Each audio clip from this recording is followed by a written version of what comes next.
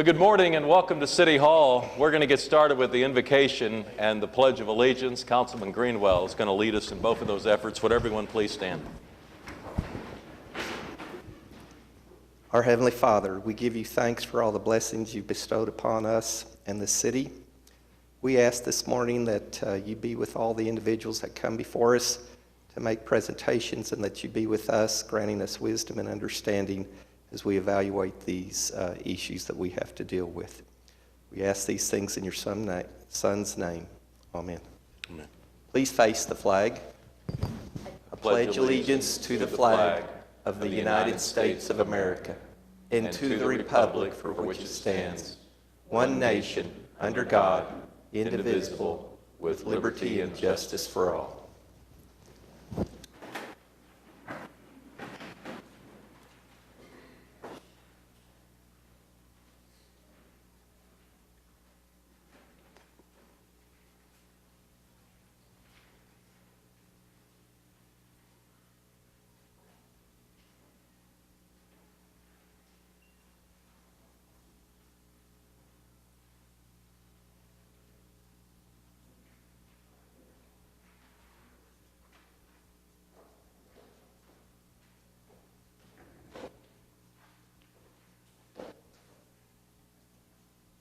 Well, ready or not, June is upon us, and that means it's time for Jazz Fest. And Mike McAuliffe is here to tell us more about this year's event. June will be here tomorrow, I guess, and then the Jazz Fest this weekend. We have a proclamation. I'll ask the clerk to read it. Whereas the third annual OKC Jazz Fest will celebrate America's original music art form and recognize Oklahoma City's jazz history and contribution to jazz music.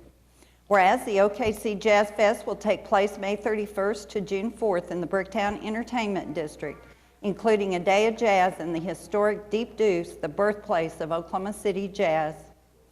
Whereas the Oklahoma City Jazz Fest will honor Wayman Tisdale as the 2016 OKC Jazz Ambassador for his contributions to jazz music.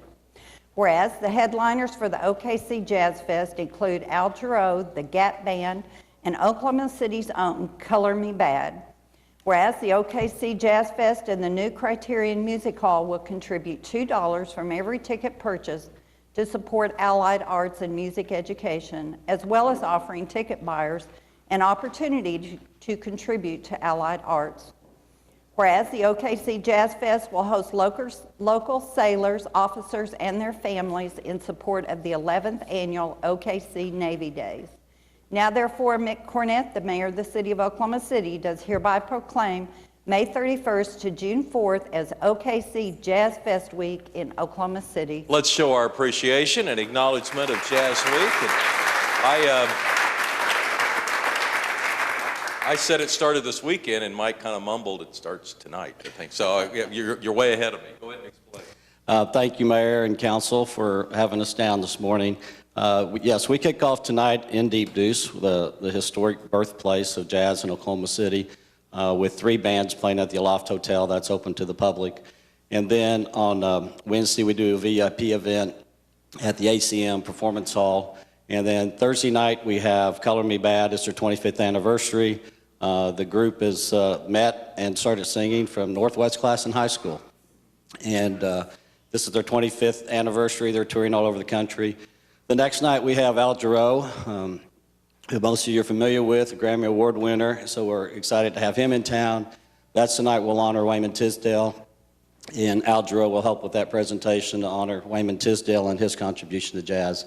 And then our last night we have the Gap Band from Tulsa, Oklahoma, and they'll be performing Saturday night, so we're happy with our lineup. And then all day Saturday we have jazz on Deep Deuce at different locations, and people can go to the website, okcjazzfest.com, and see where the different performances are and the venues are for Saturday. But jazz all day Saturday down in Deep Deuce. All right. And part of the proceeds go to Allied Arts, always a good cause. Mike, thanks for everything you do for us. All right, let's show our appreciation one more time.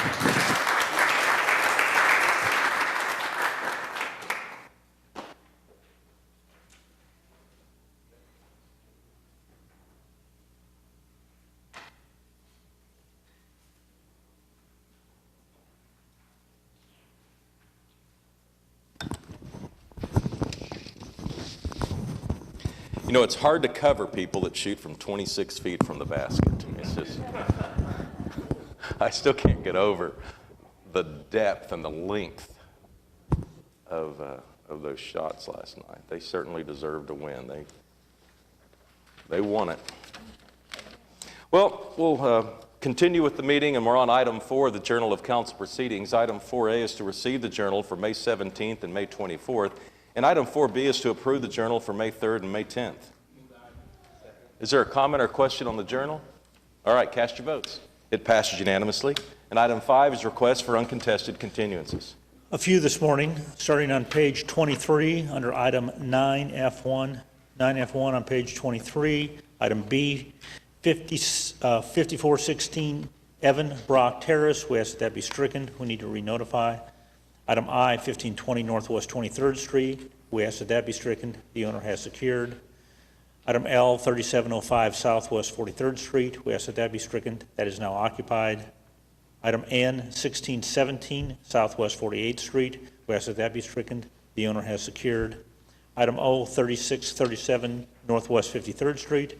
We ask that be stricken. The owner has secured. And item P, 701 Northwest 109th Street.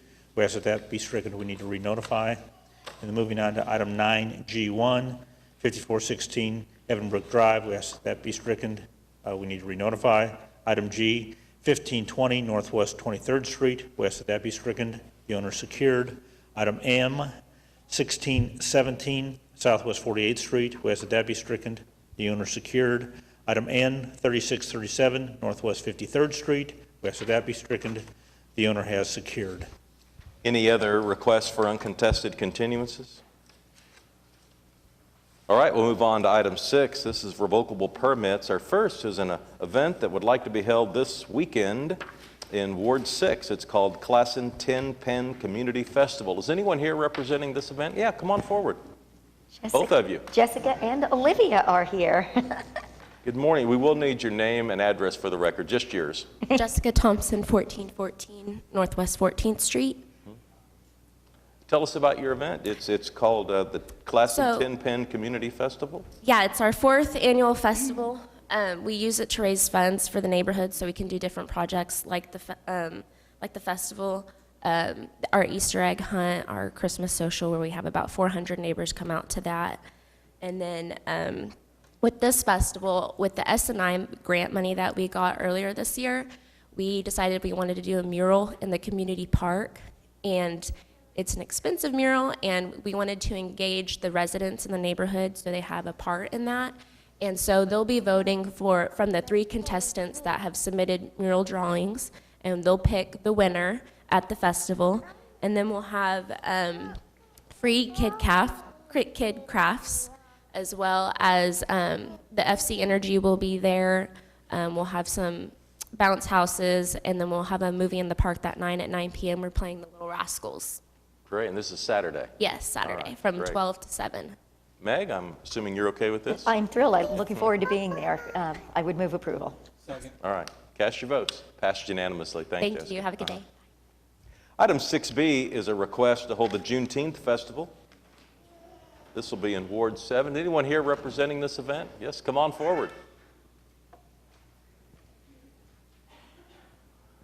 Good morning, and we will need your name and address for the record. My name is Connie Neal, 1325 Northwest 106th Street, Oklahoma City, Oklahoma. Yeah, tell us about the Juneteenth This Festival. is our 7th year doing the Juneteenth Festival, our 5th year doing it in Washington Park.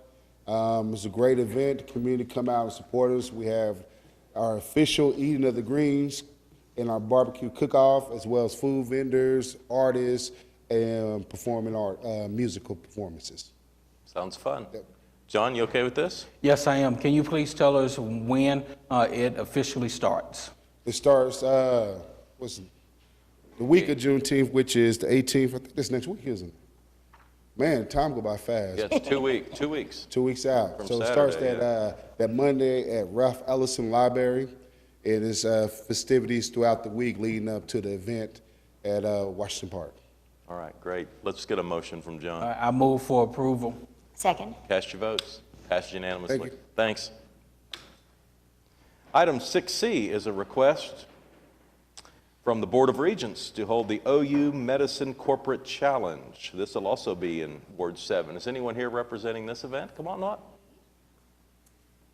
My name is Alicia Rambo, and you need my address? Yes, Correct. please. 212 Smith Avenue, Dale, Oklahoma. All right, and tell us about the corporate challenge. This is our 28th year holding the corporate challenge. This year we have 36 area companies competing.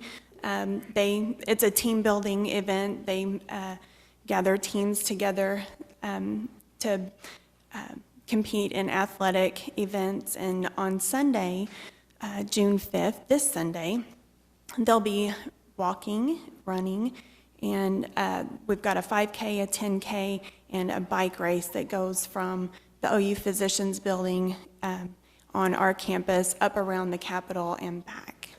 All right. And it's also in Ward 7, John? All right, cast your votes. Passes unanimously. Thanks and good luck. Thank you.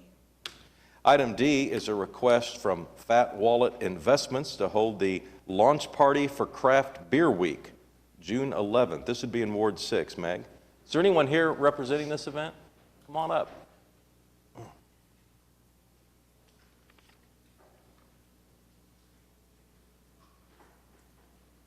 Hello, Hello. Allie Brandstetter, 2632 Northwest 32nd. And tell us about the launch party for Craft Beer Week. It's sponsored by Hillbillies and S&B's Burger Joint, and it is a celebration, or the launch party right before the Craft Beer Week, which is the following week. So we'll have local breweries, Anthem, Prairie, Coop, Roughtail, serving in the street, and then also games and activities. And a dog adoption as well. Wonderful. Sounds fun, Meg. 9th Street is really busy these days. I'd move approval. All right, cast your votes. It passes unanimously. Have fun. Didn't know there was a craft beer week. Item 6E is a request to hold the Oklahoma Tenacity in Automobile Alley. And Prodigal's here. Good morning. Come on up. Good morning. Darren Ransley, 11124 Kingswick Drive, which is just north of Lake Hefner. I'm bringing to you today Tenacity. A lot of you know this as the Pro-Am. It has moved into its 5th year. Tenacity is primarily a bike race, but it has also moved into now H&8 and also an event called Y Without Walls. This will be hopefully on Friday the 3rd, Saturday the 4th, and Sunday the 5th of June. That will be this weekend coming. The Friday event will be an evening event. It will be an evening race. We've asked for a revocable permit. That's in the Midtown area. Saturday will be in Film Row. That is during the day. Again, a bike race and also a fondo. The fondo will be 12 miles, 30 miles, and 58 miles. Then we move through to Sunday. Sunday will be an automobile alley. It will be during the day. Again, it will be a bike race. But it will also have Y Without Walls. That is the YMCA, which is having a health and fitness camp, which will be in the automobile alley area. We've asked for revocable permits. For Friday, we will have H&8, which will be 44 food trucks, which will be in the between Hudson and 8th and Hudson and 10th, coming across to Walker and Hudson. Again, it will be very similar to the years past for H&8, so we're expecting between 10, 15, 20,000, depending on the weather and also the turnout. Sounds like a big crowd. Yes, sir. All right, and that's Friday, Saturday, and Sunday. That is correct, yes. All right, it's in Wards 2, 6, and 7, so you guys can fight over the motion. All right, cast your votes. Passes unanimously. Thanks for bringing this event. Have a wonderful day. And item 6F is a revocable permit to hold the Red Earth Parade. This will be June 10th. Is anyone here representing Red Earth? Yeah, come on up.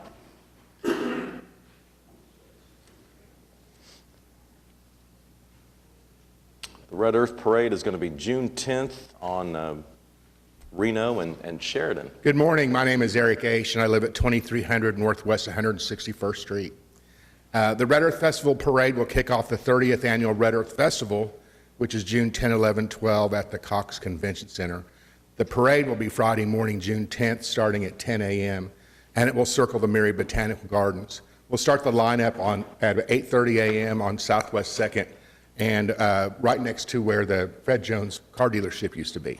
So we expect about 100 entries. We'll have tribal leaders, tribal princesses, floats, horses, motorcycles, classic cars, lots of people. We'll expect between 5,000 and 8,000 people to line the streets, and we expect to be anywhere between 20,000 and 25,000 people to attend the Red Earth Festival this June. That's fabulous. Yeah. Thanks very much. Meg? Okay. Thank you very much. All right. Cast your votes. Passed unanimously. Thank you. All right, we'll recess the council meeting, convene as the Oklahoma City Municipal Facilities Authority. There are 4 items. All right, comments or questions on the MFA? All right, cast your votes. It passes unanimously.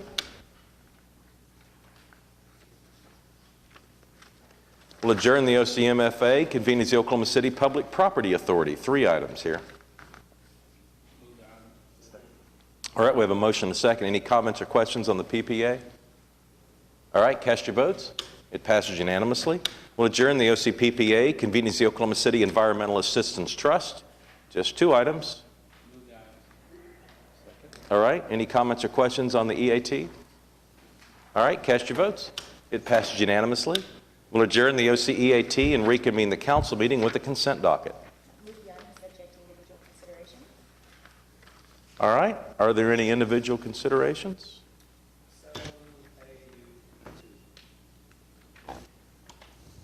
Mayor, I had 7AI, 7BG, and 7BJ.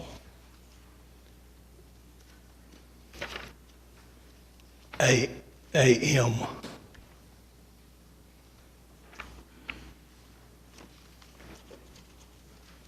All right, Mark, you want to get us started? Sure. AU2 is a joint resolution approving the allocation of general obligation bond proceeds for economic development in Ward 8, specifically for Paycom Software, Inc. And reading this weekend when I was reading my agenda, I noticed that in January 2010, Paycom announced that it was going to have additional new jobs that would come to Ward 8. And I was wondering how that fared, considering it was back in January of 2010.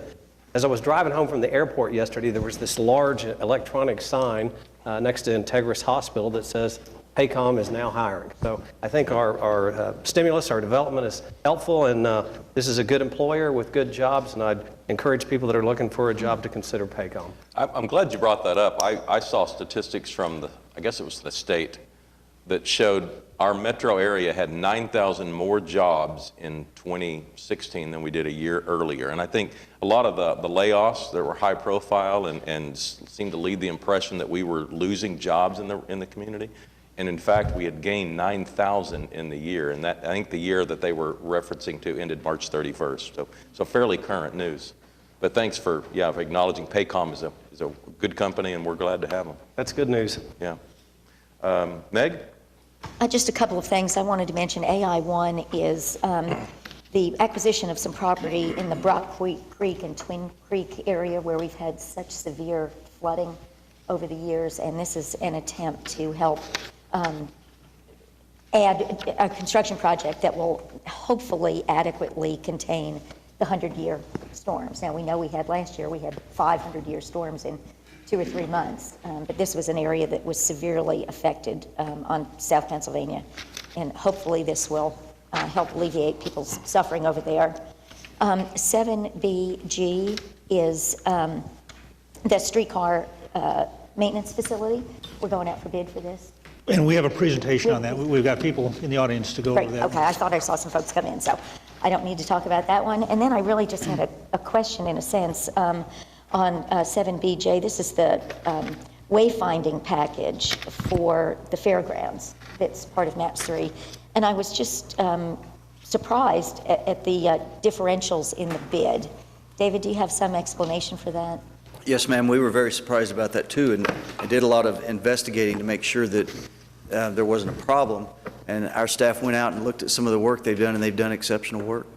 And we're fully comfortable using them. Great. I mean, it's less than half of the rest of the other 3 bids, so. One of the projects they showed us is they did the letters and signage out at Topgolf. Okay, great. I love saving money. Thanks. Pete?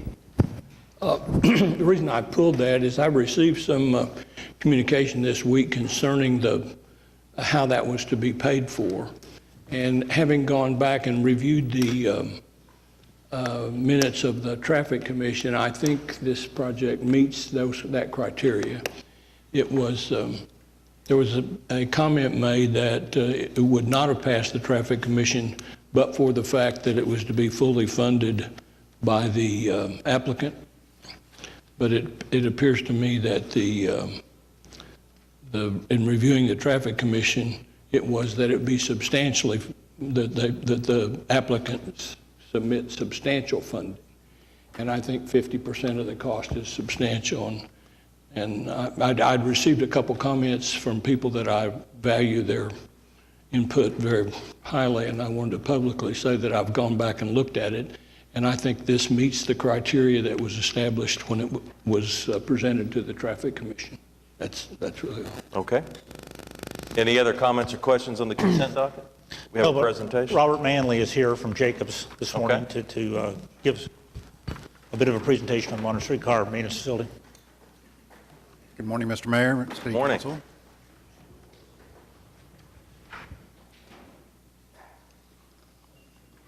All right. I wanted to take a few moments of your time to show you where we ended up on the maintenance facility for the Oklahoma City streetcar. I'm very, very happy to announce that we did meet all of our goals.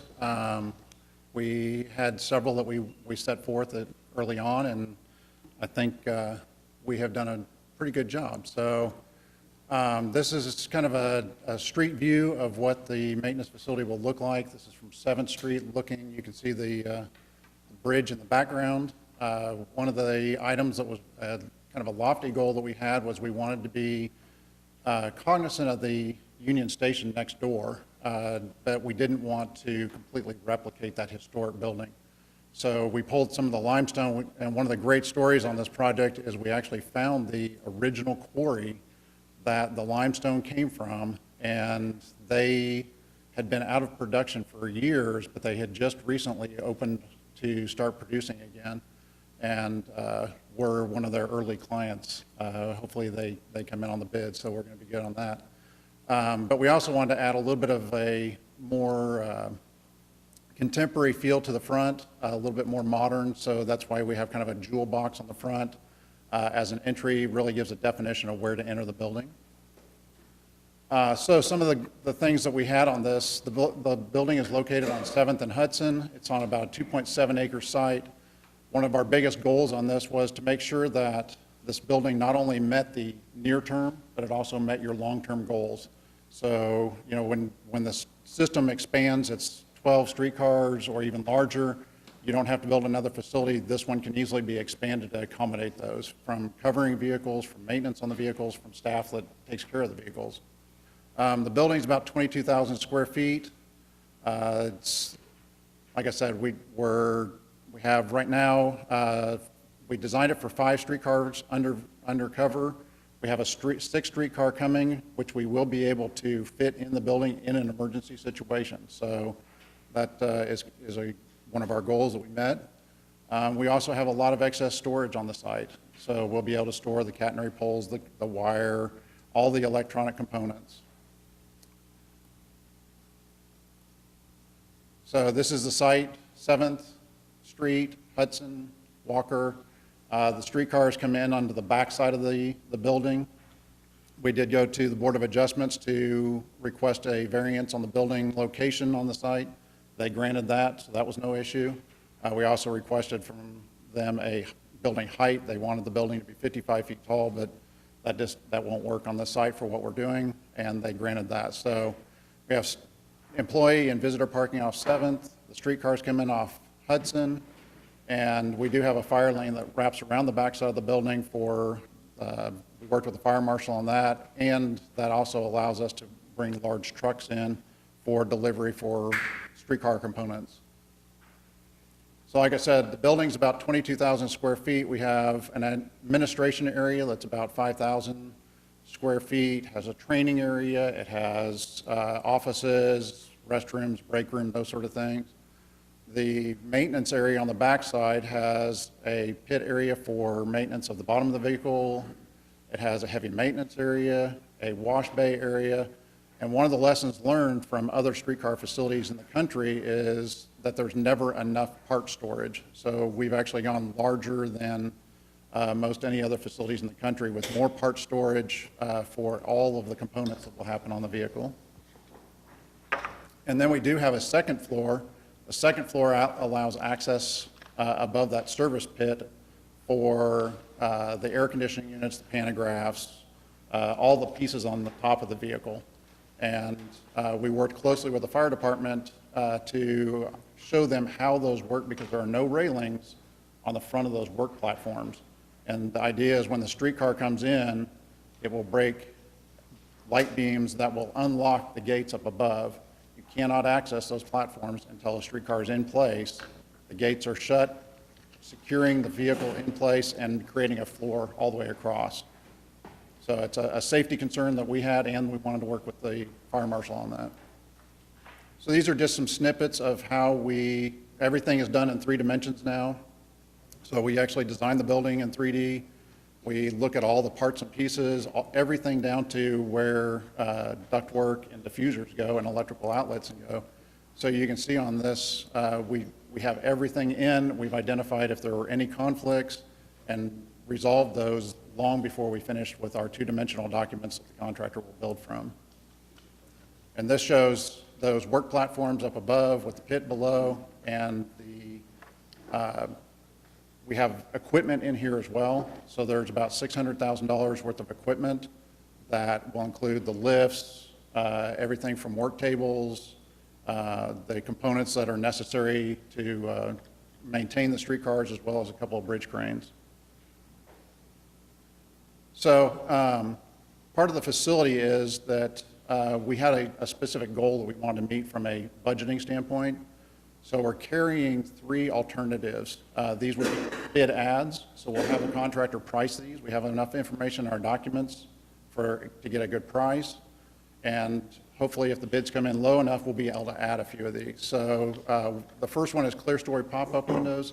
These allow light to come in from the south side of the building. And that is, it's not imperative, it's not a major function of the building, it's just a really nice aesthetic, allows a little bit of light into the maintenance area. So one of the things that we do feel like we really want to include is the storage track cover on the south side of the building. It's about a $175,000 ad, and that would extend the roof line over the storage track, and we would actually bring in a catenary line on that so that the streetcars can be charged while they're in place. Then there's also a direct indirect air conditioner unit that is in the maintenance shop. Currently we have fans and radiant heaters that are very, very similar to Embark's current bus facility. So we'll be able to temper the air that the workers are working in, but it won't be air conditioned air, which is hard to do with many, many big doors that open. But that's about a $225,000 ad. So as far as the overall budget, about 5 years ago, we set a budget of about $4.5 million. As we went through the first layers of our design, at about 30%, we came up with a better budget because we actually had a program. We knew what all the equipment was going to be. So that's about $5.4 million. And throughout the process, from 30% to 100% signed and sealed documents, our goal was to come in under that 5.4, which right now we're projecting a budget of about 5.375. If you add in the alternates on top of that, it would be about 5.9 million. And like I said, we're hoping that we come in under that 5.3 so we can add some of those alternates without affecting the bottom line. The other thing on this is just one piece of the overall streetcar program, and that overall streetcar program is under budget. So we're right in the ballpark where we need to be. As far as the schedule, with your approval, we'll start the bid process. We're hoping to go out to bid tomorrow, and we will have bids come back on July 6th. We will assess all those bids. We will decide if there's any alternates that we want to keep or add, And then we'll be back to you guys to ask for approval to move forward and actually build this. And we're hoping the construction will begin in August, and we expect about a year construction process on that. So this is what we're here for, and like I said, we've met all of our goals. Are there any questions? Yeah, help me, which street would you turn off of? Is that Hudson? Off of with the streetcar vehicles? Yeah, the entryway that's right at the bottom of the screen, that's coming off. That's coming off of Hudson. Hudson, Yes. okay. There's a trunk line that comes down Hudson from Reno, and that will actually allow access to not only the park, but also to the maintenance facility. And we've planned for a future stop on 7th Street if the next line that actually is done is a Walker Loop. So we've already made some planning and arrangements for that. Okay. Any other comments or questions? I'm thrilled that you found the limestone. That just looks wonderful in connection with That was one of the great Union Station. That's really neat. But I'm curious if we can alter that color pop depending on what color streetcar we select. Yes, actually we could. Good. That's a good point. Yes. Okay. Any other comments or questions on the presentation? All right, thanks very much. Thank you very much. Any other items on the consent docket? No more presentations? We've heard from... we are requesting qualifications for a Vietnam War memorial for Military Park, and we've had a lot of help from Vin Nguyen. Vin, would you stand up so we can get a look at you? Vin is one of our big civic leaders, especially in the Asian community. We really appreciate your work on this project, Vin. Thanks for coming down today. Yeah. Ready to vote the consent docket? All right, cast your votes. It passes unanimously.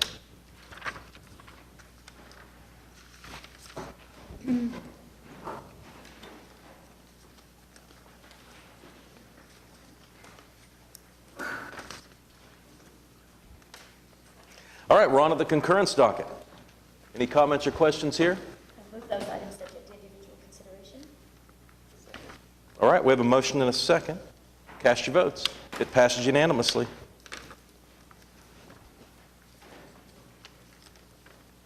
That moves us on to item 9, and these are items that require a separate vote. We'll begin with a series of zoning cases. The first is an ABC issue in Ward 5. The address is 2166 West I-240 Service Road. And David, we have one person that has signed up to speak. Yes, may we? It's the applicant. Okay. Well, there were no protests. If no one's protesting, I would move for approval. All right, we have a motion and a second. Lorena, you're welcome to speak, but it sounds like it's going to go your way. You want to just let us vote? Okay, cast your votes. It passes unanimously. Thank you. All right, item 9A2 is a zoning case in Ward 3 at 9915 Southwest 8th Street. It's currently I-1 Light Industrial, and it would become an I-2 Moderate Industrial District if approved. And this is in Ward 3. Is anyone here hoping to speak on this item today? Yeah, come on forward.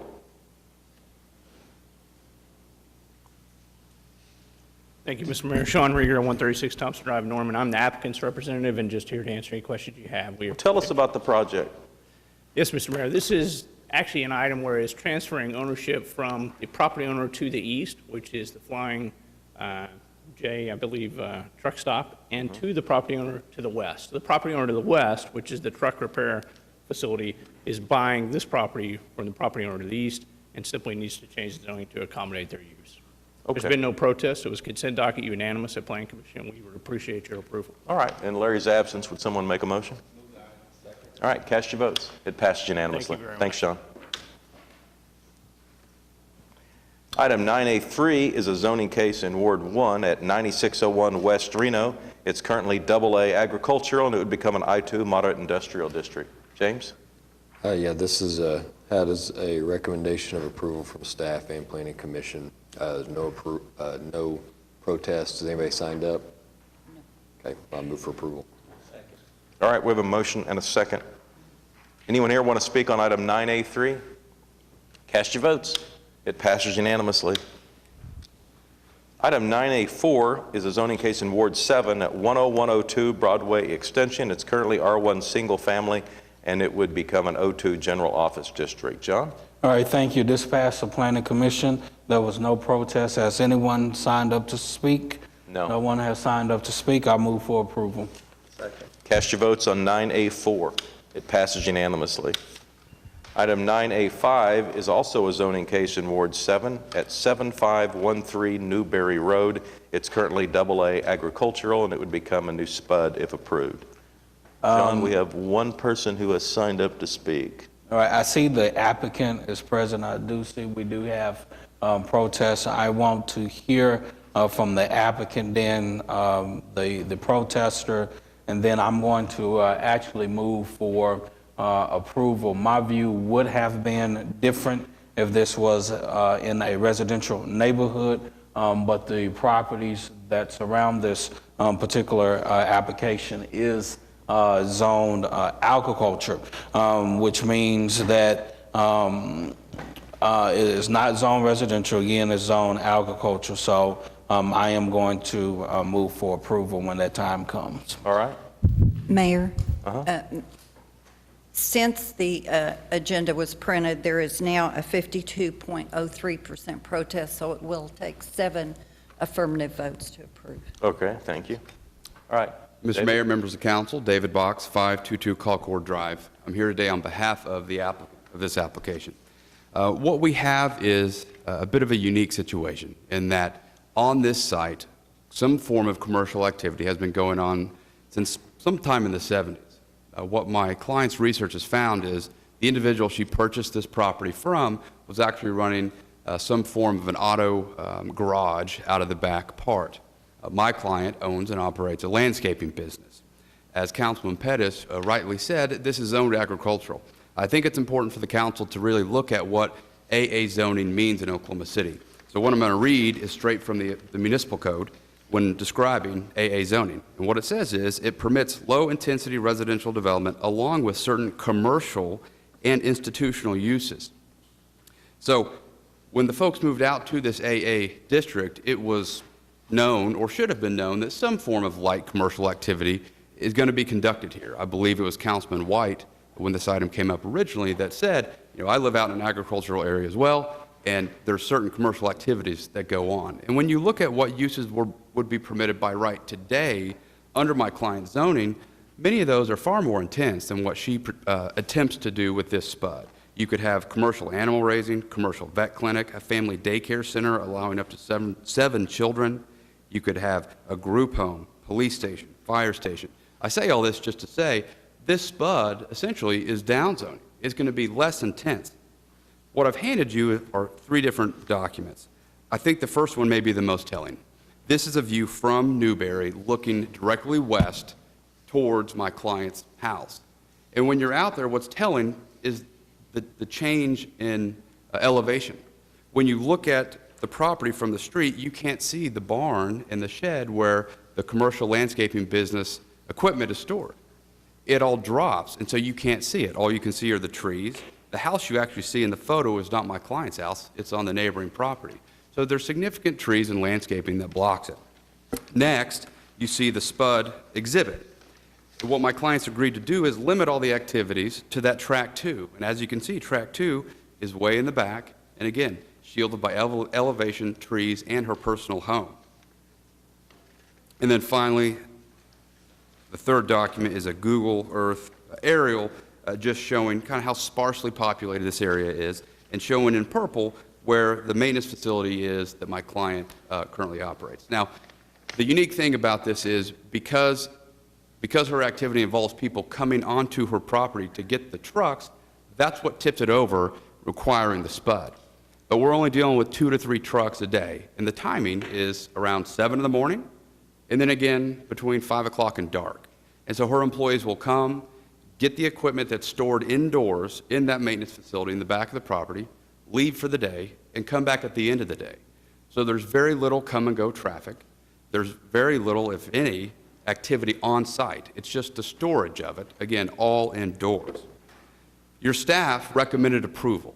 The reason they recommended approval is because the SPUD, as drafted, is in conformance with the comprehensive plan, because agricultural zoning contemplates some form of light commercial and institutional uses, and that's exactly what we have here. I would submit again that this is less intense than what could be done by right, and the fact that she's willing to limit it to the very back of the property further confirms that this is not going to be a bad impact. I was here several weeks ago and heard the concerns of the neighbors, and a lot of it dealt with this is going to set a precedent, opening the door to more commercial uses. Well, as this council knows, each zoning case is handled on the facts of that zoning case. But if that were a concern, the fact that she's limited it to the back piece of the property, I think goes a long way to reduce any concerns. With that, I'd be happy to answer any questions. We would ask for your approval. All right, thanks, David. I have a question. You mind if I? Why is it necessary to leave in the mobile home use? It's a 5-acre tract. It already has a residential type dwelling on it. There aren't any other mobile homes in the neighborhood. Is there any reason to leave it in there? No, sir. We can take that out. I mean, I need to shut up then. Will you take it out? Yes, sir. Is that all right with you? Yes. We talked about that earlier. I just don't see any reason for it to be left in there. And it does provide some modicum of protection to the surrounding homes, because I'd rather have what she's going to do there than have a mobile home built there if I lived there. So. Yes, sir. Shut up. Your Honor, David, the way the SPUD is written, is it going to limit the type of light commercial activity to landscaping?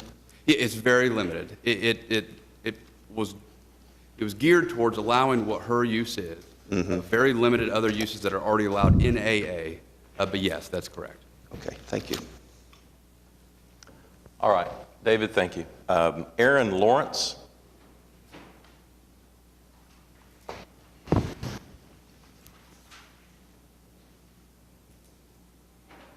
Morning, Aaron, and we'll need your name and address for the Aaron record. Lawrence, 7500 Newberry Road, which is exactly across the street from their location. Okay. Well, the only reason I really came back today is we were asked to get re-signed signatures for everybody within 300 feet of the location. I think we got that plus 2 more. So that's basically why we were here, to make sure that, we followed through with what we were asked to do. As far as, the building site or the business site, it really doesn't have anything to, what the attorney went through doesn't really have anything to do with our addendum, or our covenant and our addendum. That pretty much nullifies everything that he said about that, which I understand we'll take that to district court if we need to. Okay. Thanks, Aaron. All right. John, you want to make a motion? All right. Cast your votes. Passes 7-0. Thank you.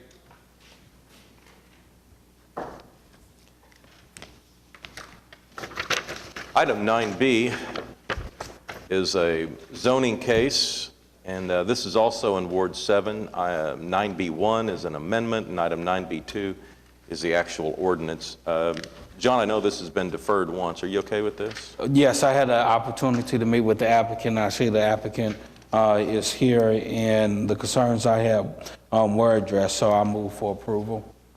All right. Is anyone here hoping to speak against this item? All right, let's take these separately. So I'll take that motion on the amendment then. So we'll vote on 9B1 first. Cast your votes. It passes unanimously. And if you'll make a motion on 9B2. Move the item. All right. Cast your votes. It passes unanimously too. All right. Item 9 begins a series of items that come to us from Public Works. You may remember Eric Winger introduced us to these items a couple of weeks ago. Today we're holding the public hearing. Today has to do with the Central Maintenance Facility Room rental fee. Is anyone here hoping to speak on this item, item 9C? All right, how about a motion then to move this forward? Cast your votes. It passes unanimously. And then item 9D was also introduced by Eric a couple of weeks ago, and this has to do with the general schedule of fees relating to streets and sidewalks. Is anyone here hoping to speak on this item today? All right, how about a motion then just to move it forward? Cast your votes. Passed unanimously. Item 9E is a public hearing regarding dilapidated structures. Is there anyone here hoping to speak under any item listed under 9E? All right, how about a motion? Cast your votes.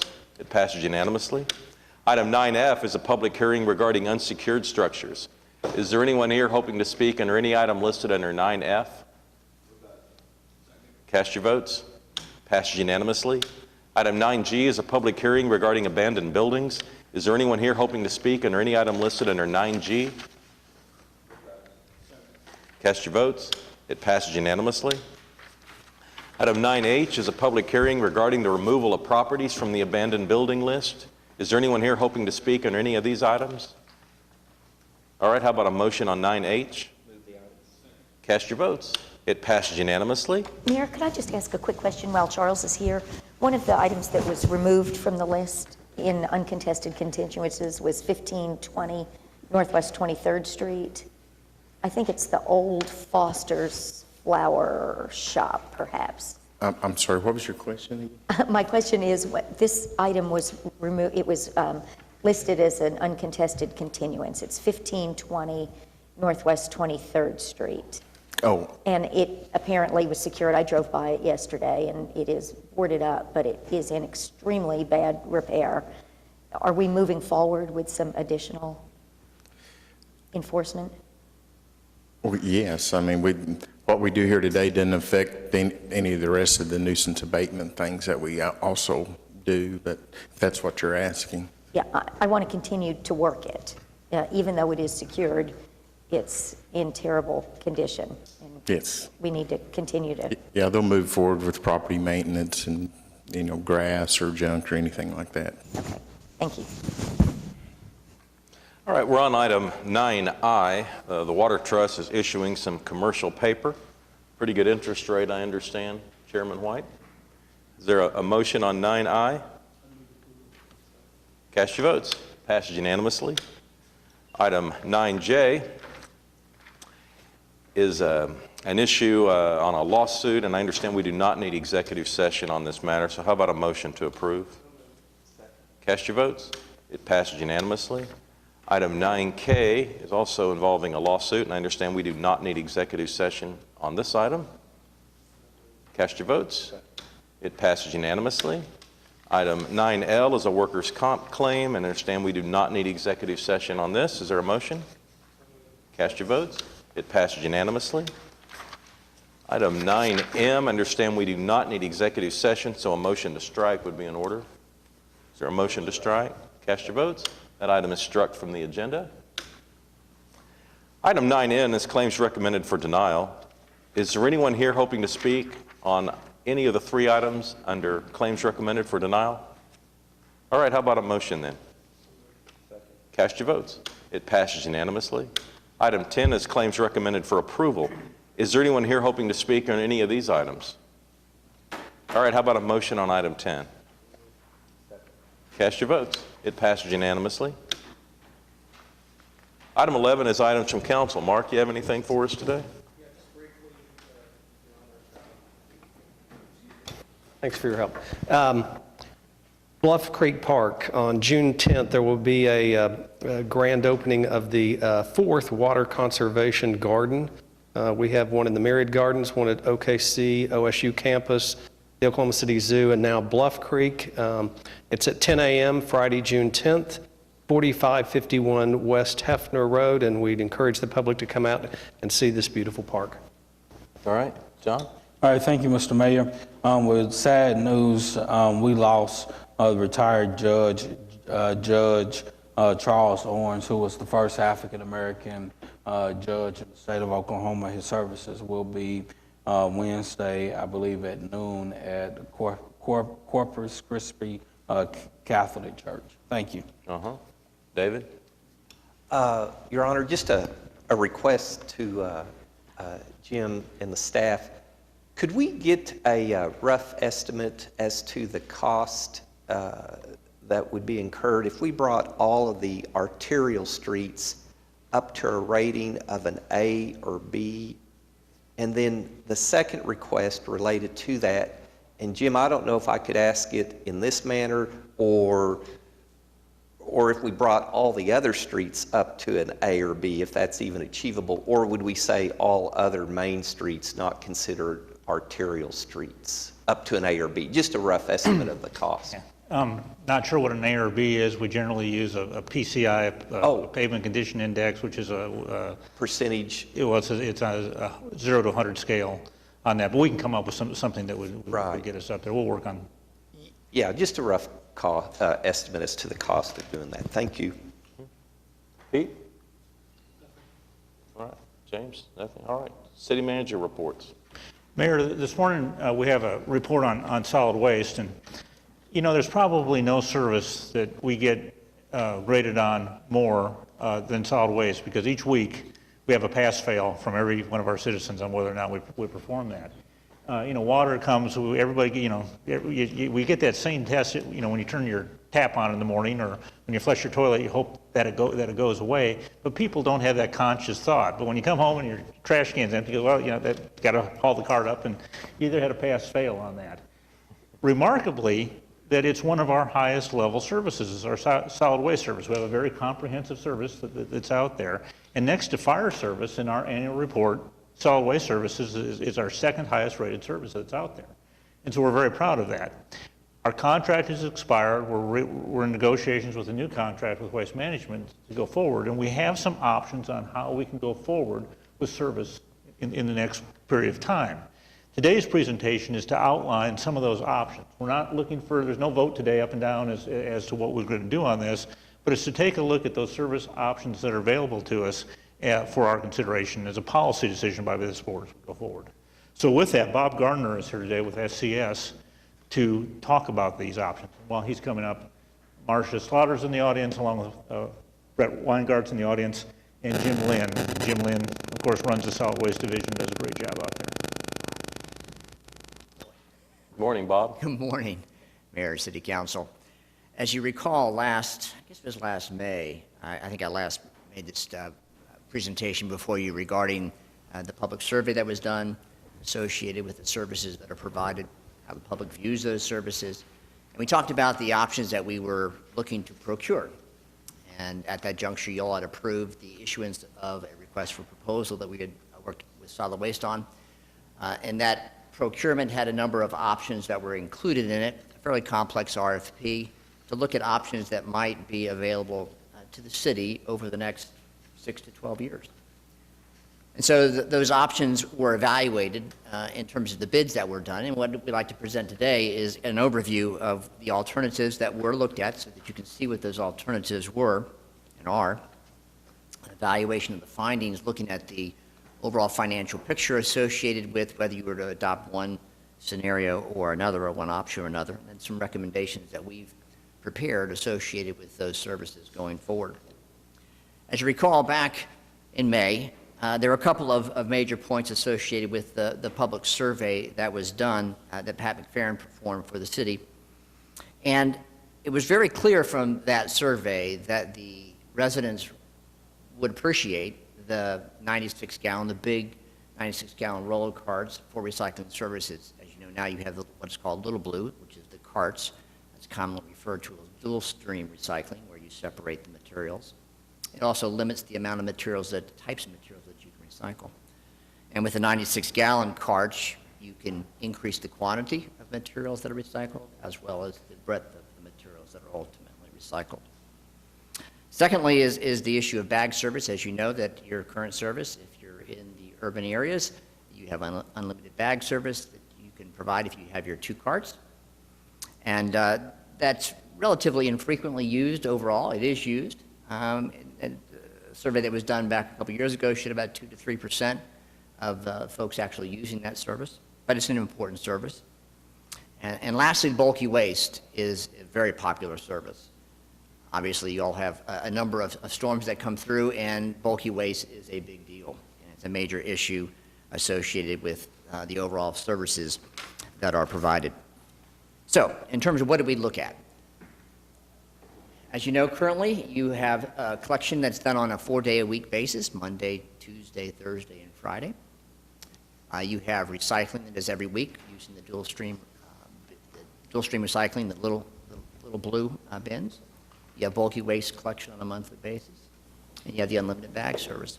And so that is the status quo, so to speak. And so in the proposals that we issued for the procurement of solid waste collection services, we asked the vendors to basically propose on that service. In other words, beginning September 1, 2016, provide those same services going forward. So that's what we call scenario 1, the status quo. Scenario 2 and 3 mixed it up a little bit, where we're looking at a 4-day collection service, unlimited bag service, bulky waste, but recycling using single stream recycling. Single stream recycling refers to those larger 96-gallon wheeled carts to provide recycling services. And so we looked at that on both a weekly basis and on a bi-weekly basis. Most places that use the 96-gallon cars do it every other week. It's a very large cart, and it seems to be the way to most people in terms of generate one cart worth of recyclables every other week. But we looked at what the pricing was, and as you can imagine, the pricing for every week service compared to every other week service is more expensive, obviously.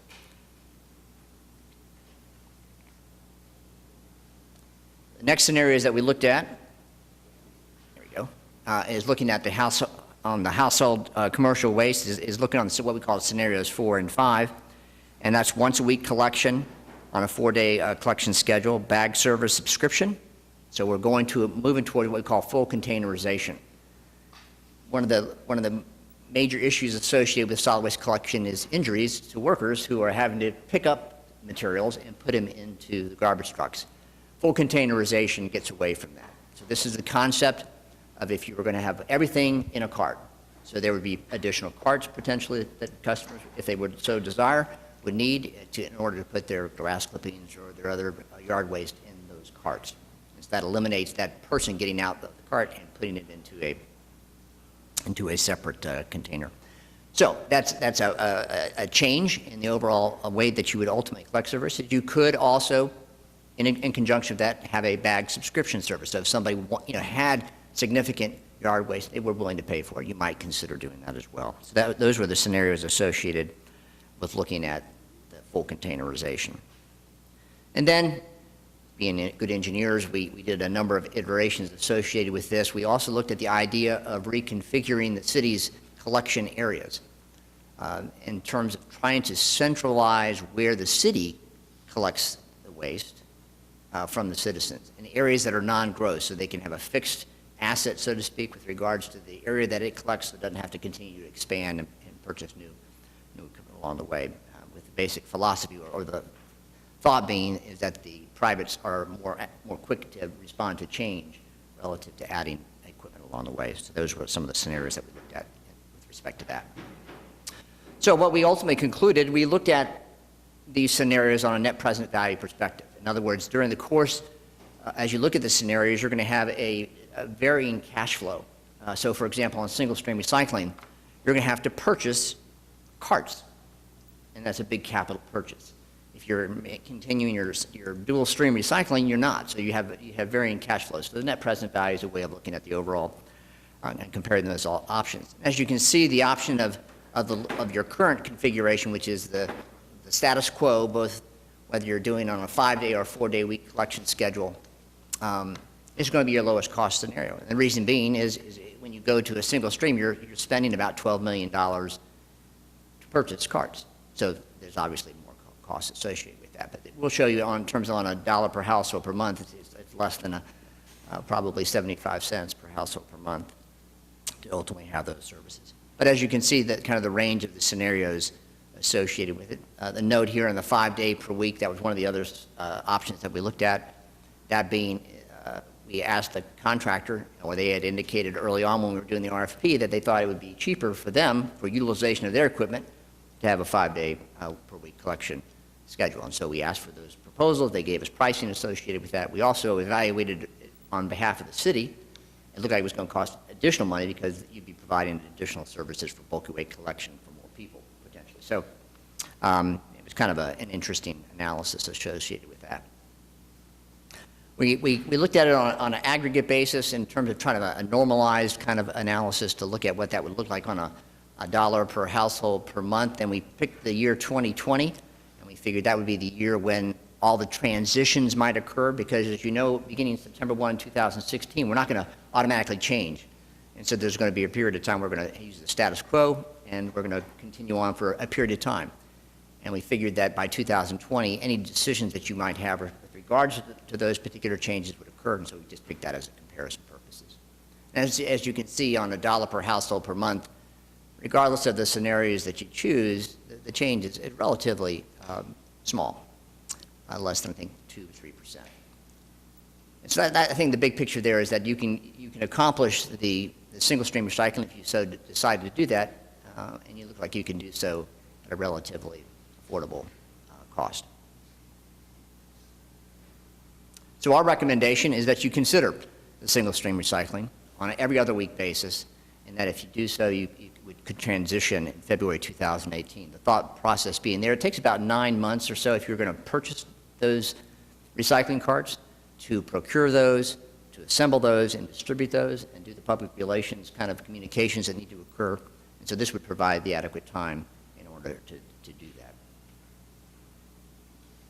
With regards to the 4-day versus the 5-day collection schedule, there seems to be some value associated with going to a 5-day collection schedule, primarily based on the fact that the contract waste management pricing is less for the 5-day versus the 4-day.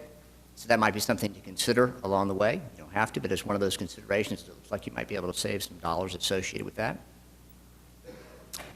We also, with regards to the configuration of the city's collection area, when we first did the analysis, it looked like there might be some real good savings associated with the city side, reconfiguring and actually adding about 12,000 or so customers with your existing people and your equipment.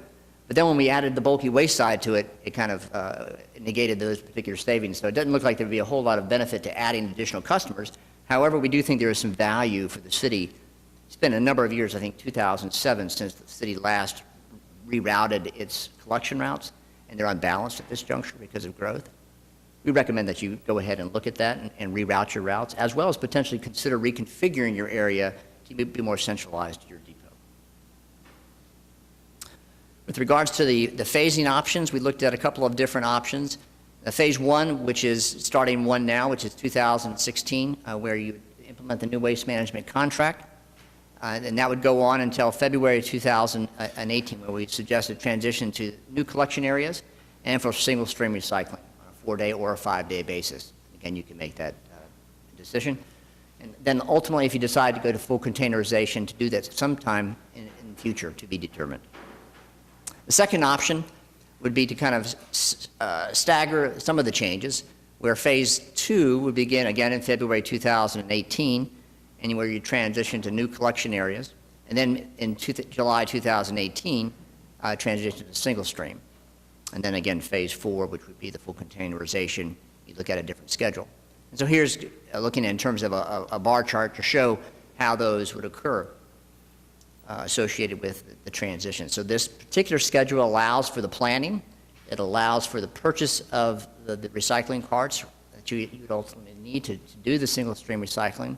It allows for the public notification and communications that need to occur if you were to do that. And then ultimately to deliver those carts and then begin the service by the February 2018 perspective.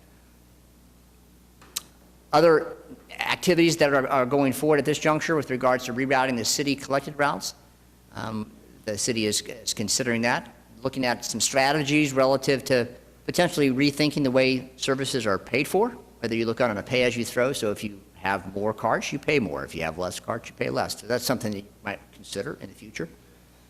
Looking at the purchase and delivery of the new carts, if you decide to go with single-stream recycling.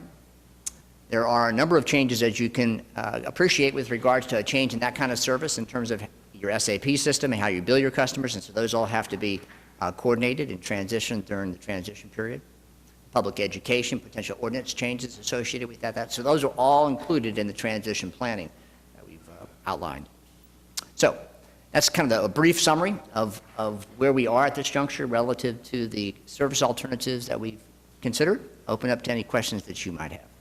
All right, questions, Mark? Yeah, you may have answered this. I'm still a little confused, though. On your last slide, you were talking about public education.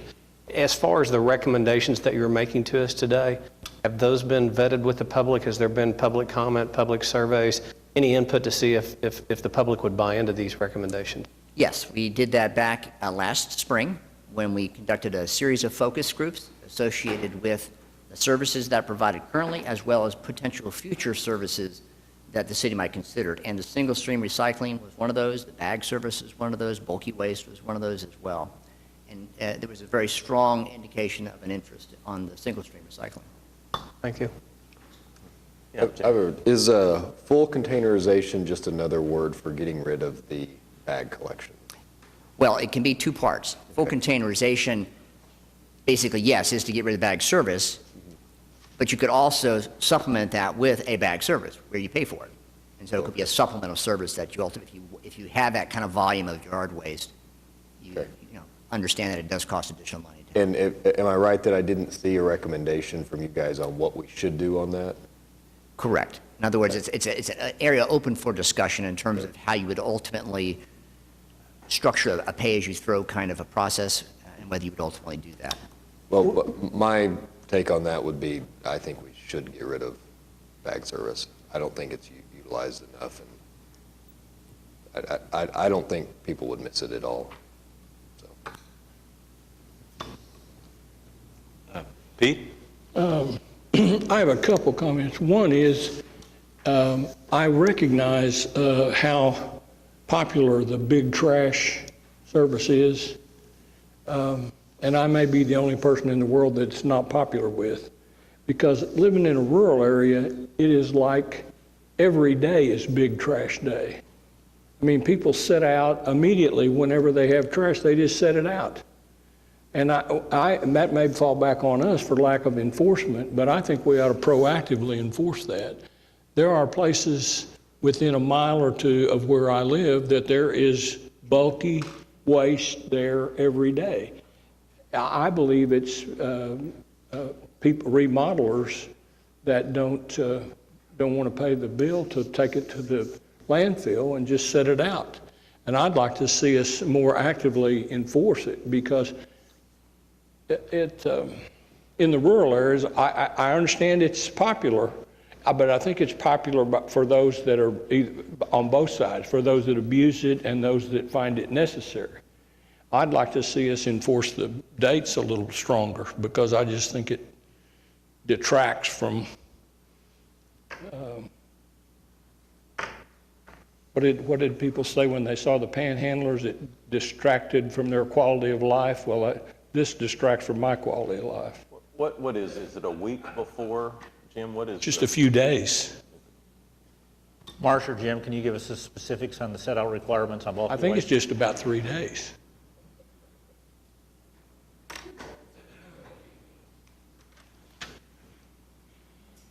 Good morning, Mayor and Council. Jim Lynn, Solid Waste Superintendent for Utilities. Councilman White, your question was, how far in advance can someone put out bulk waste? Ordinance allows for 3 days prior to the date stated in the water bill. Yeah. And I think that's adequate. It could even be when solid waste comes on Tuesday, there's really not anything wrong with setting it out Saturday and Sunday, which might be 1 extra day. The problem is when you set it out the day after it comes, and then it's there for a month. And I just think maybe some proactive code enforcement in the rural areas would be helpful in that regard, I think. I know they've enforced it at our house. Okay. Councilman, we'd be happy to do that, to do some enforcement. I think we probably have an idea where the complaints are coming in, so we can maybe get out a little bit more in that area. We'll take care of it. Right. Yeah, Pete, I would say it's not just rural. I've got some neighborhoods Yeah, I'm sure it is. that complain all the time about Miller is our most frequent route, I think, that we check on all the time. So. The other comment that I get frequently is for lack of recycling of certain recyclable, or what the public perceives to be recyclable materials. In some places in the rural areas, there are neighborhoods, there are quarter sections that have been developed virtually into single-family houses. Have we looked at the possibility of providing recycling in those areas for more than just on a basis that you have to have a certain percentage of people that utilize it at least? I mean, some standard that would be enforceable, that you could expand recycles like plastics and some of those things that people want to recycle. And understand, I think aluminum is about the only thing you can recycle and make money off of. But I think there's a certain feel good that people have about recycling. And if we could make it easier at not too great an expense, I'd like for us to continue to look at that. I do recognize recycle is not economically sound except for aluminum. We've done a couple of things in this procurement that you just recently approved, as well as the studies. One is with the 96 gallon, if you go to single stream, you'll be able to, for example, add corrugated, which is in today's age of Amazon and delivery, that's a big deal. And so that would be a significant change. And that seems to be one of our number one complaints, is we don't allow for the cardboard and the recycling. Exactly. I mean, I look at personally, most of my 96 gallon bin is cardboard.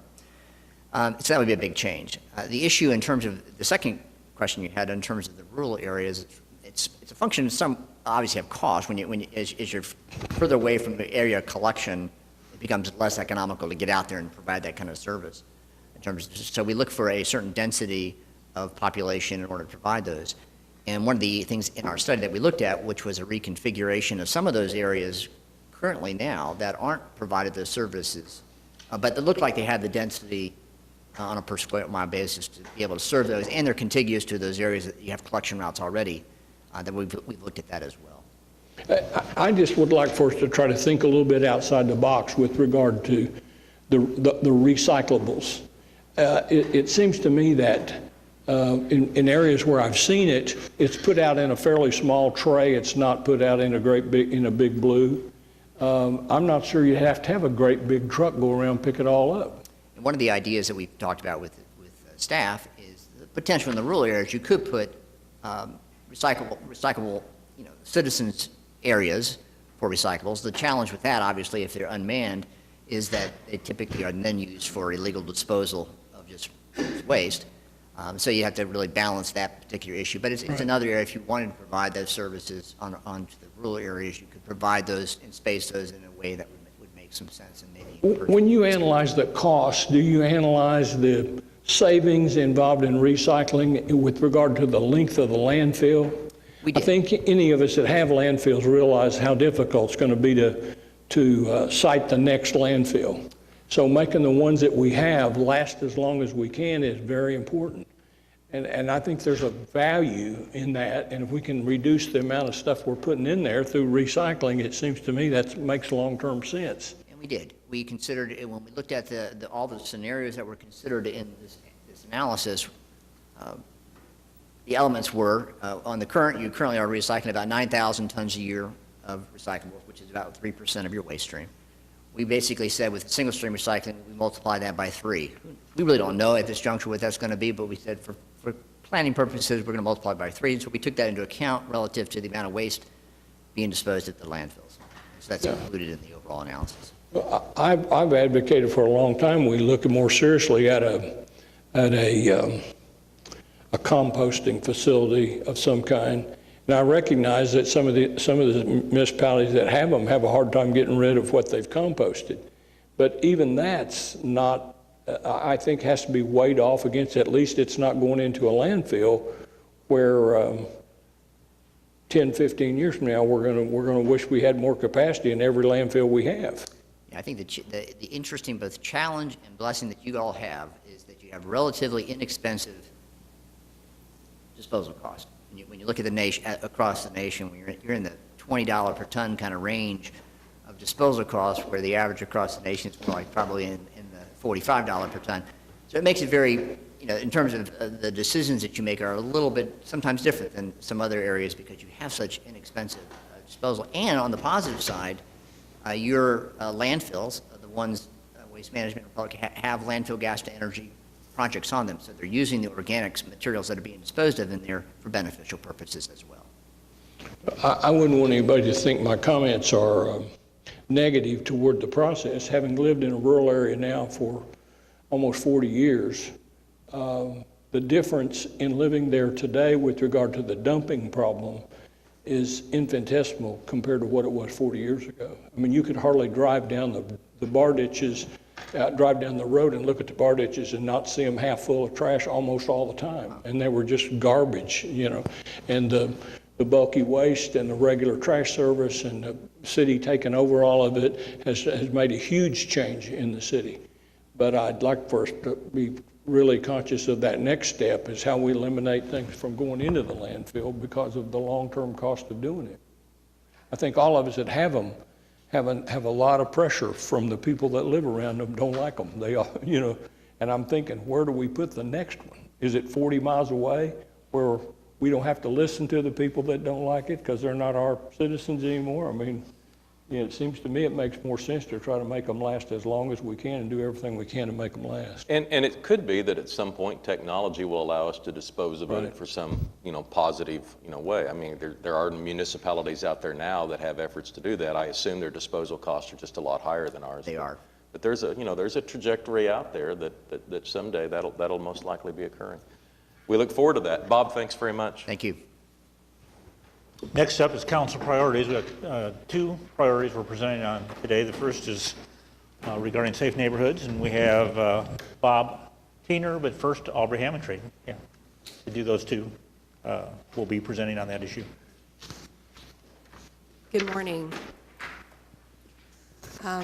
I get the privilege of presenting what our department, the planning department, does to help promote one of the council's priorities, which is thriving neighborhoods in Oklahoma City. The planning department has quite a few programs, and this is one of our fundamentals in planning, is to make sure that Oklahoma City's neighborhoods are strong and thriving. So I'd like to highlight some things that our department does, even though this is more than just the planning department. All city departments contribute to maintaining strong neighborhoods in Oklahoma City. The council priority, as it's written for you, is that vibrant and diverse neighborhoods are the building blocks of a great city, and that we are committed to promoting strong neighborhoods by providing support for neighborhood revitalization efforts. And the planning department does quite a bit in this regard. It also cites that the city's strategic land use development policies will help our city grow without compromising the ability to achieve our priorities in the future. Our recently adopted comprehensive plan is all about policies and land use development that helps our city grow while we can maintain strong neighborhoods. Some of the things that our planning department does to promote strong and healthy neighborhoods is through all of our plans and initiatives, from small scale to large scale plans, targeting on neighborhood level plans all the way up to our city's comprehensive plan initiatives, like looking at our long-term strategy to address abandoned buildings and our Strong Neighborhoods Initiative program, and all of our federally funded programs for community development, including our disaster recovery program and our neighborhood commercial district revitalization program. Typically, we look at federal fund decrease every year for these community development programs, but I'm happy to say within the last week, we learned that the federal funding allocation for 16-17 year is maintaining stable, slightly increasing, with a noted increase in our home program, our home investment partnership program, of about a 7% increase. So that was very, very positive news that we've received recently. In terms of the city's comprehensive plan, woven throughout all of the policies in the comprehensive plan are initiatives to create diverse, stable, mixed-income communities, prioritize revitalization and strengthening of neighborhoods, and encourage the preservation of our existing neighborhoods and high-quality new development. This is the focus of our new comprehensive plan. We have a chapter devoted to that called Live OKC, which is our neighborhoods chapter. And for this city council priority, there are several different progress indicators that we measure citywide, and I think it's very smart that we're looking at things in terms of physical measures, social measures, and what we do internally within our city government. In the physical measures, we want to understand where people are living and moving so that we can target our resources in those places. We want to know how residents feel about their neighborhoods and how they're engaged and how they're organized in the social component. And in our city programs, we want to make sure that the services we are providing are helping those neighborhoods stay stable, and increase their productivity. So for the first indicator for the physical component, we are measuring the percent of our population that lives within the inner loop. The next map shows where the inner loop is located. And as you can see by this density map, the red color means the highest density of population living within those areas. About a third of our residents live inside the area that's outlined in green, which is in the inner loop. And also, about a third of our growth is happening in this area. This happens to be the area that we have the most decline and the most ability to provide higher quality services to those existing older neighborhoods in Oklahoma City. So a lot of our efforts are focused within that inner loop area. If you go to the next slide, we show the increase in dwelling units that have happened since 2005 and 2006. You can see that the development within the inner loop is steadily increasing. Our goal is about half of our growth happening within the inner loop, and we have the ability to grow in that manner. And we look at what kind of housing stock we've been building over the last 20 years. This chart shows that our standard single-family detached residential housing has been the predominant type of housing that our city has built. About 67% of our housing is in that area. You can also see on the far right that the smallest percent of development is townhomes and condos. When we were developing our comprehensive plan, we were asking the community, in the next 5 years, what type of housing would you prefer to move to? And the next slide shows the results of that survey, and that there was less of a demand for the standard single-family type of housing and a greater demand for small lot single-family residential. And if you look at the far right again, townhomes and condos, a much greater demand for that. So as our population demographics are changing, as the needs of our residents are changing, we're seeing an increased demand for smaller scale housing, townhome and condo, which is the type of housing that's best suited to that inner core or the inner loop area of our city. So we're measuring downtown housing. This graph shows since 2000 the amount of for rent and for purchase downtown housing that we've seen. The red line indicates where we are right now, and you can see that in both categories we are steadily increasing both types of housing. The green line looks relatively flat, but by the number of units that we've built since 2000, that's a 220% increase in for ownership. And for rental, it's about a 320% increase. And you can see that those lines, the trajectory is just going up for downtown housing. And what we're talking about in downtown is, this is the map showing that area. It's comprised of many different neighborhoods inside our downtown district. This shows what we have in our existing neighborhoods and what's planned and underway. And you might note that several of our neighborhoods like Bricktown, Midtown, and Deep Deuce are expecting to see some significant bumps in housing. So about 1,000 more dwelling units are planned or underway in our downtown area. But we also want to look at what we have right now in terms of existing building stock, and this is where those community development block grant funds come into play. So we do provide assistance for single-family homes within our targeted areas. We support neighborhood revitalization and infill development and redevelopment through these programs, like down payment assistance program. In the last year, we've assisted 59 families in buying homes, and we've also built 7 new homes through our community housing development organization in our Strong Neighborhoods Initiative areas and within the Jefferson Park Historic District. We've also provided additional assistance for rehabilitation of homes and emergency repair of homes. We've rehabilitated 60 homes in the last year and helped people repair 80 homes in the last year.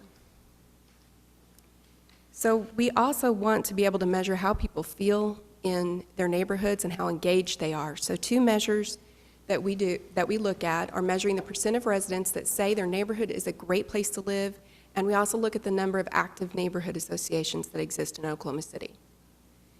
So our citizen survey that goes out every year asks this question. In 2013, we asked the question, how many people agree or strongly agree that their neighborhood's a great place to live? And 71% said that they do. But we wanted to drill down on that question a little bit more, so we changed the question in the 2014 survey to ask how satisfied they were with different components of their neighborhood, such as safety and appearance, property maintenance, and sense of community. So with additional data and drilling down into that, we can really focus our efforts towards building strong neighborhoods. Our goal is to maintain a 65% satisfaction rating. Of course, our goal is to get 100% satisfaction rating, but we know 65% is actually a very solid goal for us. And so we're holding steady, and we're going to be working toward continuing to improve those numbers.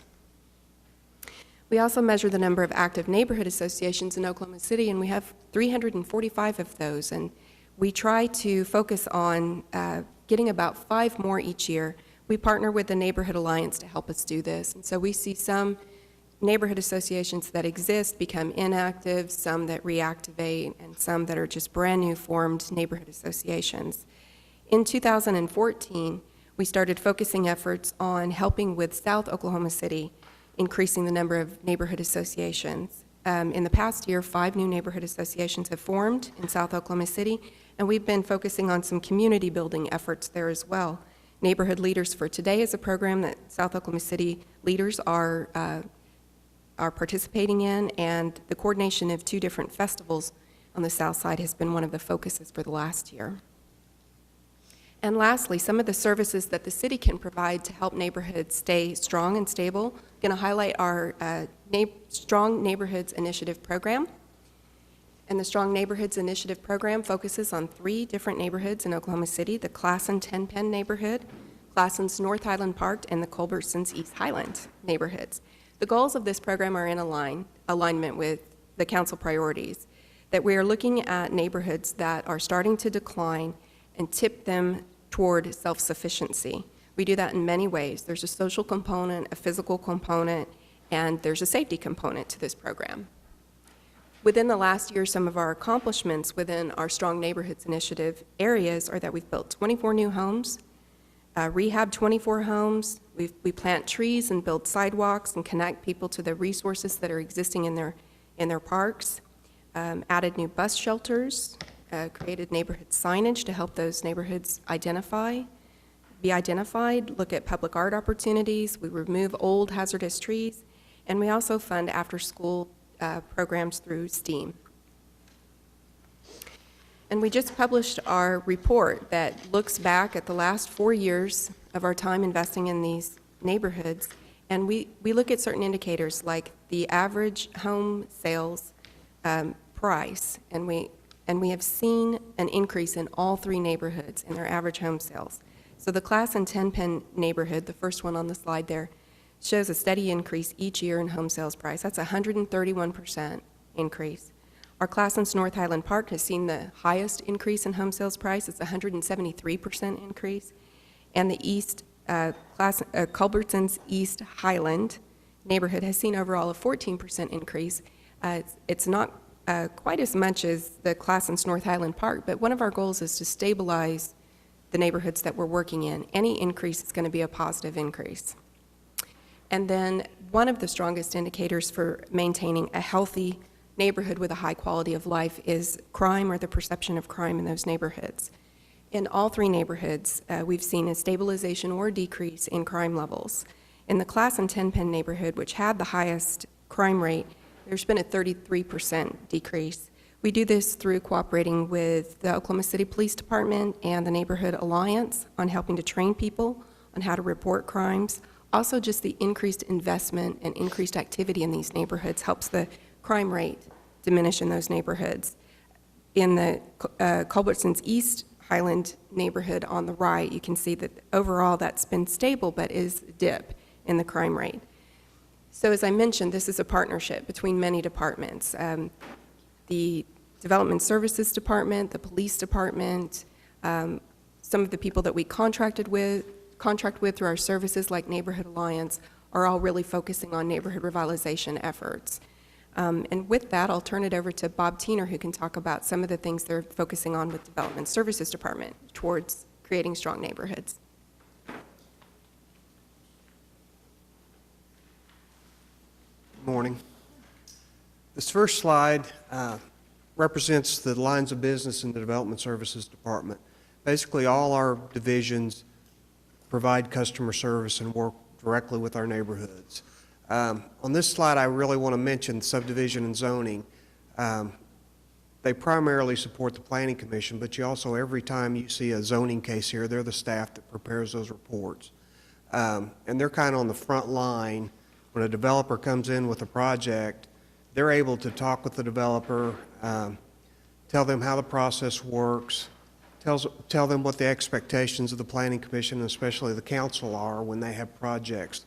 We're seeing a kind of an increase in the number of developments that are in neighborhoods or on just the boundaries of neighborhoods, and that staff can advise those developers who are really seeking those neighborhoods as their client advise them on, problems that we see, noise, parking, traffic, those types of things.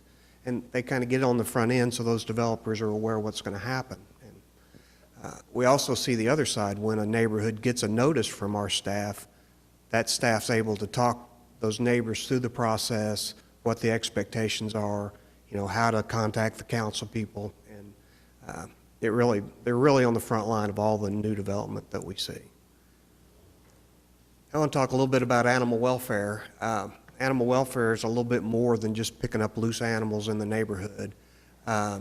We have several effective community programs. We have a spade and neuter program that's provided to any citizen of Oklahoma City. It's free. We use half of our adoption fee to pay for that program.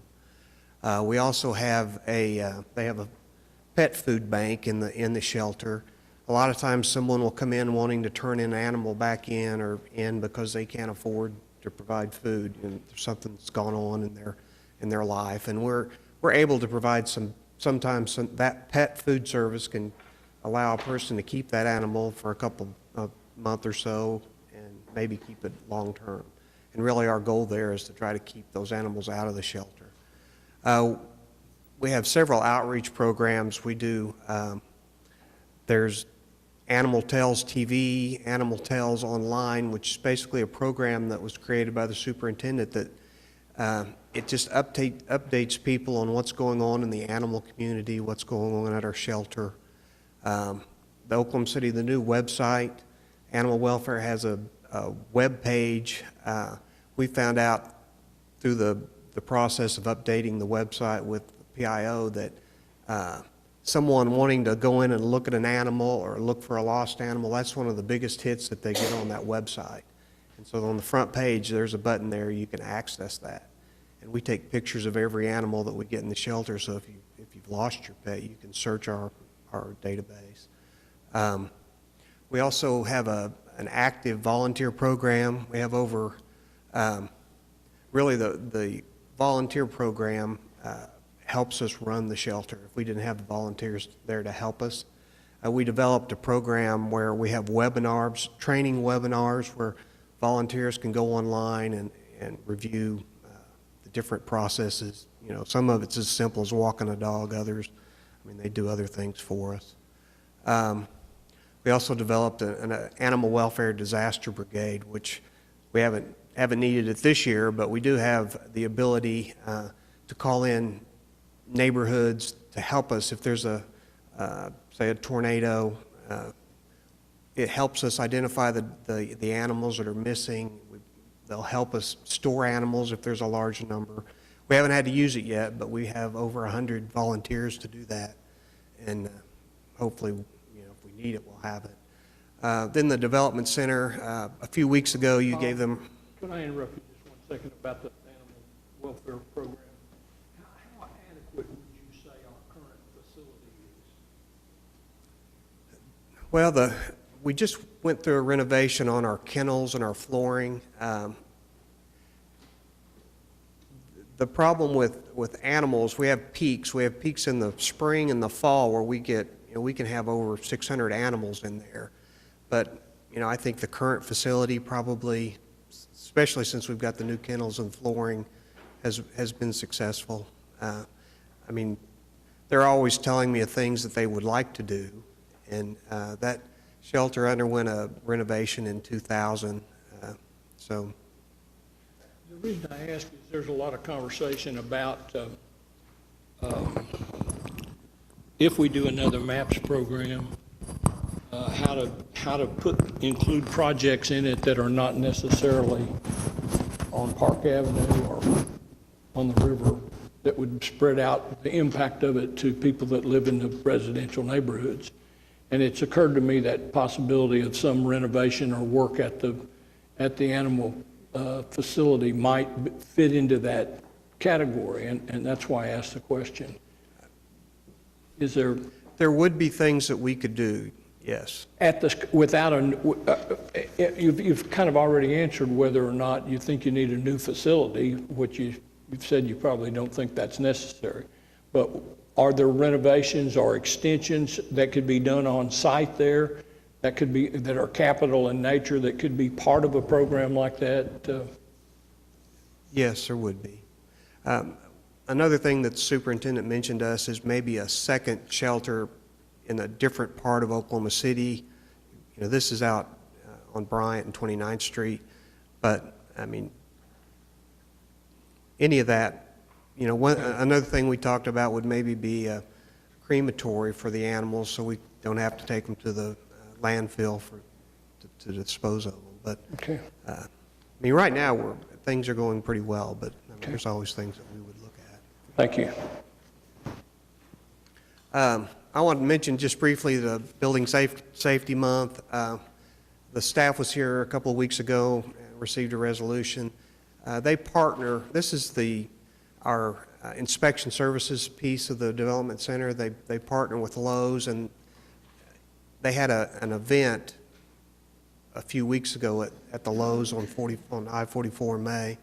And basically it's to try to make contact with neighbors that are planning renovations and explaining to them how important it is to get proper inspections and proper installation.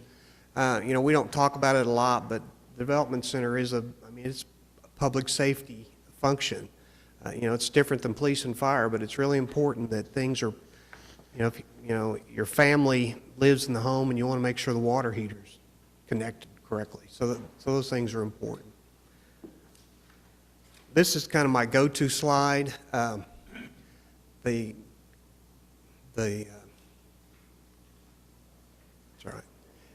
It's this is our live release rate. It's up 4% through March. Our goal is 75%. We're at 73%. Really everything we do there at the shelter is to try to increase this number. This is one of the things that we've been very successful at. This next slide is this is just pictures of that event where a lot of kids. We had a few giveaways there. Just trying to, if we can make contact with some property owners and they actually get the proper inspections, we feel like we've done a good job there. Next slide, I want to talk about code enforcement. They provide a lot of, they go to neighborhood association meetings, they meet with those advisory groups to help neighborhoods understand what's a violation, what's not a violation. Anytime if you have a neighborhood that needs someone to speak about code enforcement, their staff's available. We also do a neighborhood association sign contract with neighborhoods.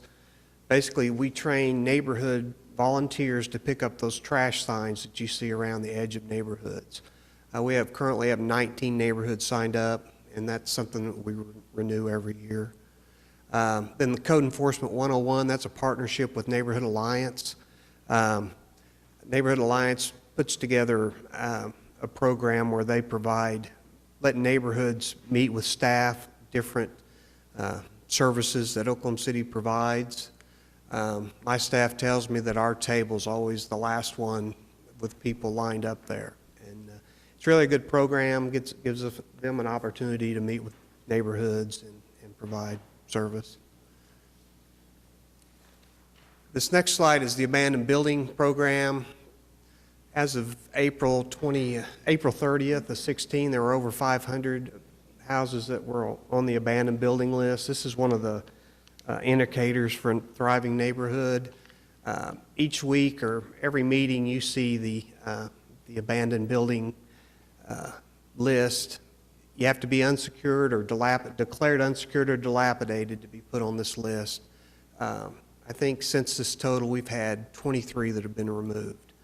And one of the advantages to this inventory is that when someone comes in and wants to remove their property, they have to pay their liens and any other costs that's been accumulated on a property. So that's one advantage. And this list will just continue to grow. I think today we had 14 or 50 added to the list and 3 or 4 taken off. So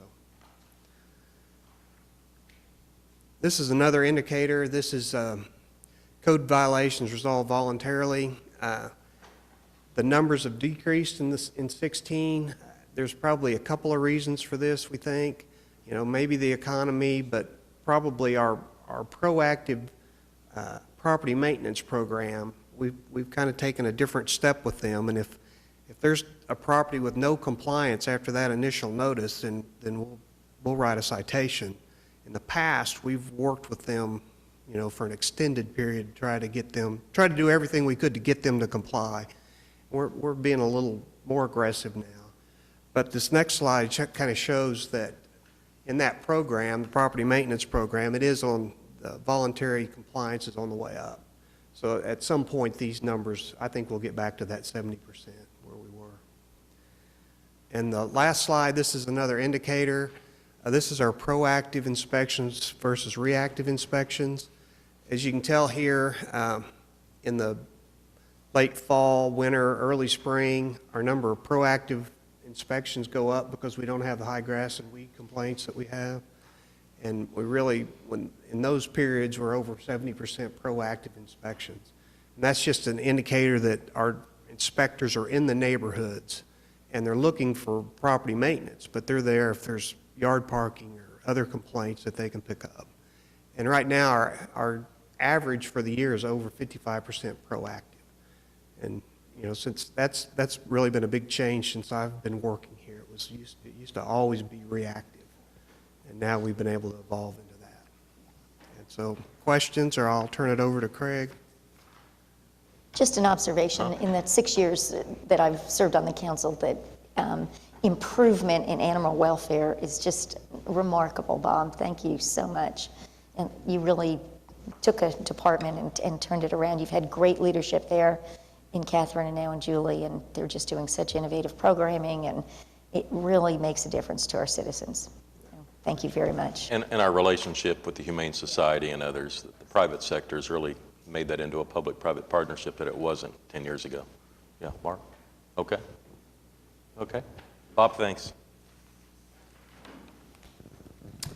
All right, thank you. We're going to just take a few minutes and shift gears here and look at the indicators related to the council's priority on strong financial management. There are several indicators that we look at, and some of those are external indicators that are indicators that influence the city, more economic indicators. We then have another group that is more of financial performance, and we look at it a couple of different ways. One is financial performance of how we're actually doing with revenues versus expenditures and our revenues coming in. And then also looking at financial position, and we'll talk about that a little bit, of how we're doing with some of our reserves. Then there's outcomes. That's kind of the results of what we see as a result of our financial management. One is maintaining a AAA bond rating, and then another one is the percent of citizens that are satisfied with city services. One of the indicators, the external indicators that we monitor, and there's others that we can incorporate and that we definitely monitor. We don't have them listed here. But there are other indicators that we do monitor, but one of them that we watch closely is average weekly earnings. We use this measure in part because of the frequency that it's released. There's some of the indicators that you can monitor have a significant lag, and it's difficult to really use that to manage. But we have seen 3 consecutive years of decline. We're actually, right now, in 14 consecutive months of decline. So even in those consecutive years of decline, you may have had a month where it ticked up. Well, we've seen 14 consecutive months of decline in the average weekly wage. As the mayor mentioned earlier, we have seen jobs continue to grow. The jobs numbers look good. So it's more jobs, still low unemployment, but it's at a lower average weekly wage. And so it's something that has an influence on how much people have to spend, which then influences our most significant revenue source of sales. Hold that slide there just a second. You know, what I kind of glance back is look at and this basically is the per capita income. Would you say is that average? It's actually average weekly wage. It's looking not per capita income, but what the average worker's making. All right. Well, regardless, when you look at 09 to 12, that's a pretty dramatic increase, percentage-wise. And it seemed like because there was a bubble of discretionary income, the reaction from the private sector has been to bring in more services, more restaurants, et cetera, which are lower wages. And so we went through this area where more wealth seemed to be created, more discretionary income seemed to be created, and then the reaction was ways to spend that money. And those jobs are not keeping up with the jobs that created the surplus, the discretionary. That's definitely something that Russell has pointed out too, Russell Evans, when he's talked to us about what we see with his average weekly wage. That's Because the definitely a number of factor. jobs that are being created is extraordinary. But this shows that, we're adding the $10 to $15 an hour jobs and not the professional jobs, that every group seeks. I mean, we had those too, but the restaurant sector, the hotel sector, I mean, those jobs are just exploding, in the last few years. And that's what's suppressing these numbers. It definitely has an influence. So one of the other factors we look at is sales tax. Now, you all know, you see the sales tax report that we have in your packets today. Sales taxes continue to decline. We're down about 1.4% this year in sales tax. But one of the things we monitor with that is what percentage is that of our general fund budget? Because it's important to us, obviously, what's happening with the growth in sales tax. But another important factor is, are we becoming more and more dependent on sales tax? And you see that stays fairly constant, and at least says, with as diversified as we are within our general fund budget right now, even though we're very reliant on sales tax, it's not growing, it's not becoming a larger portion. And so one of the issues there is we try to make sure that we're reviewing periodically our fees to make sure we're keeping the fees in line with the cost of services. And so we want to make sure that we're diversified in our revenues, and this is just one measure to help monitor that. Percent of citizens that are satisfied with city services is one that, I talked before about, we monitor financial position, we monitor financial performance, but we want to make sure that we're not so focused on financial performance that we lose sight of how we're serving our citizens, that we maintain really strong financial performance at the detriment of the services to our citizens. And when we go through a year like this year, as you are still in the process of reviewing the budget, that you see that we have to reduce positions or freeze positions. That means fewer services. And so it has an effect. And so we monitor this closely. And you can see it's remained fairly constant. It's ticked up and down a little bit along the line, but remained fairly constant around the mid-60s range. If you just look at that number on its face, you would think, well, 66% isn't a very good rating. The number below that is the number of the average of large cities over 250,000, and their performance with their citizens' rating on overall city services. So it's not a specific service area, but overall city services. So even though it doesn't sound like a great rating, when you compare that to the national average of other large cities, you can see it's a very strong rating that we have there. But something we want to keep an eye on to make sure that we're not losing ground in that area as we're still working to maintain strong financial management. The AAA bond rating we did for our 2016 bond sale, we were confirmed by both Moody's and Standard & Poor's at a AAA bond rating. This is very important to us because, one, it's an indicator of strong financial health.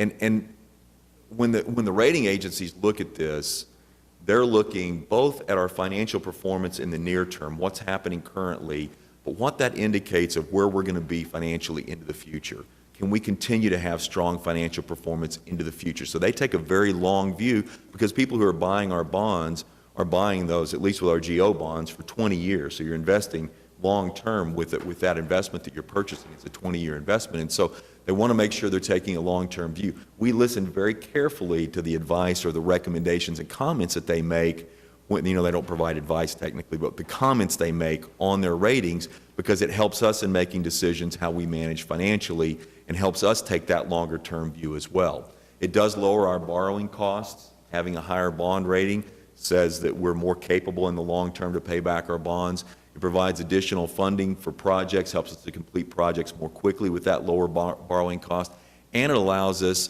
to be able to use that higher bond rating to basically loan that rating or share that rating with some of our other entities, like what we did with the Arts District Garage with COTPA. It helped them get a stronger rating because of having a moral obligation behind it. That's a limited resource. We can't use that expansively, but we've got to be careful how we use that, but it is one that we can use strategically to help in other areas.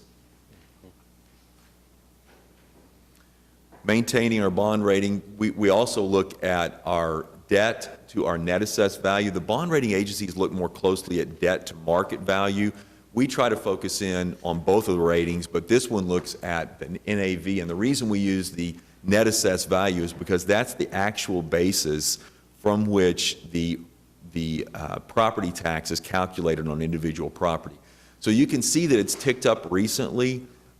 Over the long term, because of the fact that we try to stay at an average of about 16 mils on our rating, it should stay relatively constant. That should keep that in check. It's ticked up a little bit recently, probably more so than anything else because of the lower interest rates, and we're able to sell more bonds, but it's not something that's a concern at all, something we expect to stay, as long as we're staying with that 16 mils, that it should stay relatively constant.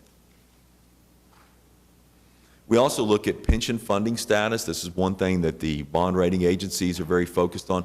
This is the one area where the City Council sets the benefit levels through our pension ordinance, and one where we have more control. This is the system, it's the Oklahoma City Employee Retirement System, where it provides for pension benefits for management and general pay plan employees. And that one is currently at 104% funded, which is very, very strong. So it's a great position to be in. We do have a large portion of our employees that are in the state plans with police in the police pension system, and then our firefighters in the firefighters pension system. The police pension system, actually, I believe on the last one, the last report they had was about in the mid-90s. So it's still pretty strong. It's not quite as high as what the ERS is, but it's still strong in its position. The firefighter system is more like 65%, and that does result in, with new accounting standards that we have that were implemented in this last year and affected our fiscal year 15 financials, that we take on part of that liability, our portion of that liability in the state system, even though we don't control the level of the benefits. We contribute to the plan what's recommended to be contributed by legislation, but we don't control those plans and control the benefits that are provided in those plans. Yeah, I might point out there's so many cities out there are struggling with this right now. I was reading that the city of Jacksonville, Florida, is using 20% of its budget to pay off its pension costs. And they now on the ballot in August are going to vote on a permanent half-a-penny sales tax that won't begin until 2030 to address the pension needs. That's the response. To kind of free up some of their existing operation dollars so they can fix their streets. And that's obviously an extraordinary example. It is. But it's not by itself. I mean, there's a lot of major cities out there with sterling reputations that are underwater and are making desperate measures to try and address. And that's why it's so important to maintain this. And really, being in the position we're in right now, at least with this system, has a lot to do with decisions that were made years and years ago where it's been funded along the line. And it's really important to us to maintain that so it doesn't put that kind of pressure on our operating budget. You're exactly right. Mayor, I'd like to know, do you have an opinion as to why there's such a dramatic difference between the fire pension funding and the police? There are some differences, but the benefits overall are very similar. The two plans, and it gets pretty complicated, but the two plans have the Plan B programs, and those two programs are managed a little bit differently. That's the most significant difference I see. You may talk to folks who say, well, there's some demographics that are a little bit different. That's the most significant difference I see is in the way that Plan B options, and I'd be glad to visit with you about that in more detail. It'd be difficult, I think, to explain all of it standing here. But I'd be glad to visit with you about that. But that, I think, is the biggest difference I see between those two plans. Would you would say then the primary difference between being in the 90s and being in the 60s is the difference between Plan B in both facilities? Without analyzing it, I mean, I would have know to be that's a careful broad what I'm saying. statement. It's a broad statement. For me right now, that's the biggest difference that I see between the two plans is how the Plan B is managed between the two systems. If the legislature chose to fund those the way that we funded our pension plan, what would be the cost to Oklahoma City of them making that change? I understand we've got some. So the state contributes a significant amount to both plans. I understand, more to fire than it does to police. And actually in the fire system, the state contributes a larger portion than the cities contribute. And I don't know what that number would be if they decided, because one of the things they've done in the past is like with the changes that were made on the fire system a couple of years ago was the employees contributed more, the cities contributed more, and the state committed to a larger percentage of the premium or the insurance premium tax. And so it was a combined contribution that increased by all those parties. At the time they did that, how did they stand at that before they did that? It was in the low 60s, I think, and that didn't move the needle significantly in the short term, but it'll definitely contribute over the long term. So they were in the low 60%, and now they're about 65%. But it moves very slowly. I mean, it's got about $3 billion pension liability in total. Well, do you think that increase that they passed, that was a year ago or a couple of years ago? 2 years ago. Do you think that'll make a significant difference, say, in the next 5 years? No. I think it'll make a difference. I don't think it's going to make a significant difference in the funding position. You don't think it's going to make a significant difference, period? Over the long term, it will help, but there are other factors. But it's better than not doing it, obviously. That's exactly right. It's definitely a positive move in the right direction.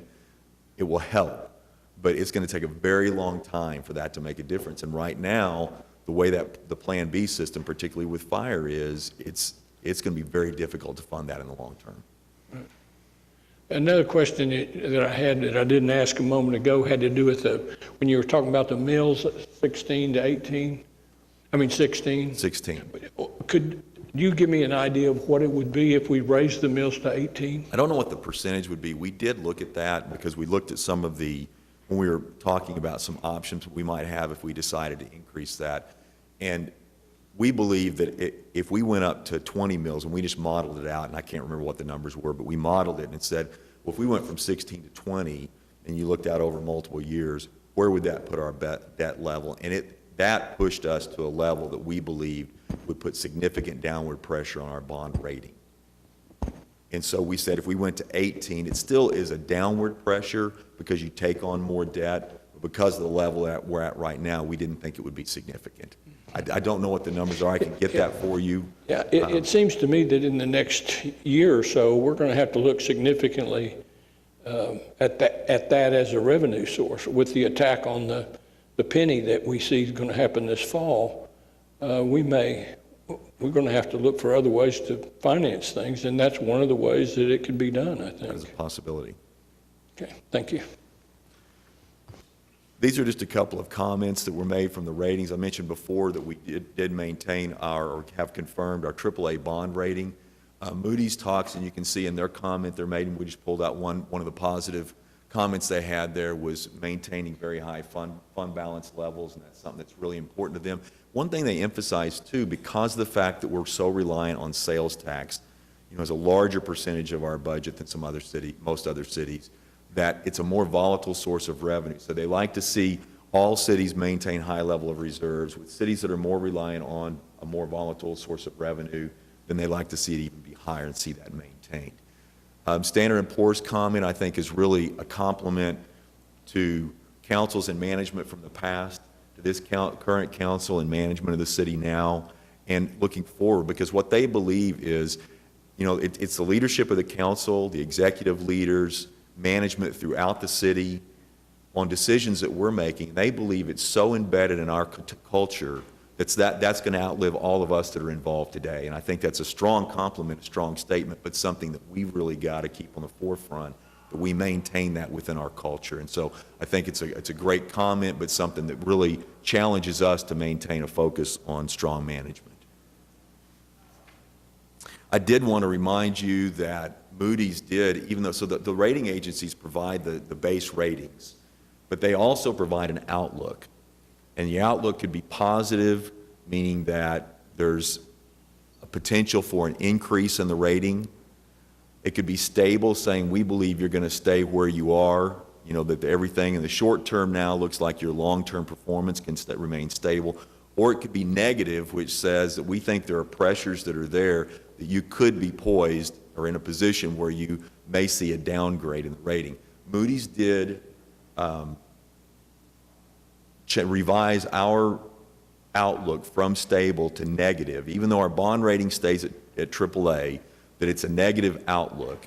And there were some comments that they made about the outlook, and part of it is just really the economic pressures that we're under right now. They did this once before when we saw the federal government under a lot of pressure and the threat of a shutdown, and we have such a federal presence here, they put us on negative outlook. And so we've seen that before. But when that didn't come through, things stabilized, the federal government got the budget issues addressed, and we were ready to move forward. They removed that, moved us back to stable.